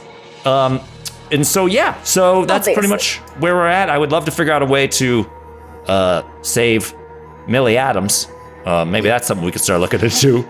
But Poole and his men are running now. The cavalry, your American cavalry, is now rushing to Juju House to break up the joint. So we must look our best for tomorrow. Okay, that is true. She's not wrong. But there will be cause for celebration, because when dawn breaks, Millie Adams will be freed, Hilton Adams will be set loose, the entire cult shall be dissolved thanks to the efforts of the valiant Detective Poole, and we'll be in the grace of the Almighty. Oh, God! God! Yeah. Click. Yes, hello? We cut to Margot in the bathroom. Margot, what are you doing? She has the shower on and running, and she brought her bag in there with her, and she has the picture of her. She's tearing it up into tiny little pieces, flushing it down the toilet, while all of this is going on outside. I can see this, yeah. And you've got the shower running, and you're kneeling by the toilet and just like ripping this and throwing it in. And you come over to the sink, and look at yourself in the mirror and just have images of this photo you just ripped up while you see your own reflection, and you look in the mirror at the shower curtain and you hear that water coming down, And you hear ding-a-ling-ling-ling-ling-ling, very faintly coming from the other room. Ding-a-ling-ling-ling-ling. And you look at the shower curtain, and it looks like it's like breathing. She like slowly sees this in the reflection. She's looking in the mirror. And she breathes a couple breaths and real fast just spins around, looks at the curtain. Is it still breathing? Yeah, it appears like, imagine like a Stanley Kubrick cut, like we just see your view closing in on the curtain that appears to just be moving in a way that it shouldn't. That hot steam rising over the top of the curtain. The water wasn't hitting the curtain. It shouldn't be moving like that.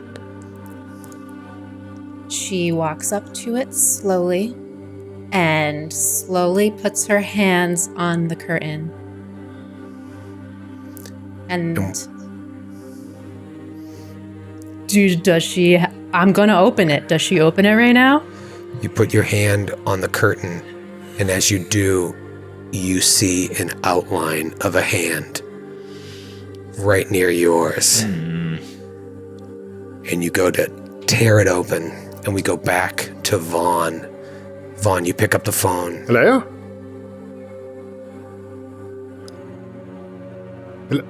Yes, hello. This is Villiers speaking. Ahoy, hoy. Hello? Nothing? Nothing. Well, who's gone? Oh dear. Can I roll any? Can I roll listen? Yeah. Listen harder into that earpiece. I get really cram it in. Okay, I spend some luck, and I just succeed. Hello, hello, and you listen. Hello? And it sounds ever so faintly like someone breathing. And we'll see you next week. No, son of a bitch. So rude. Oh my god. Oh my god. The hand. I hate all of this. I love it. I'm having fun. Oh dear.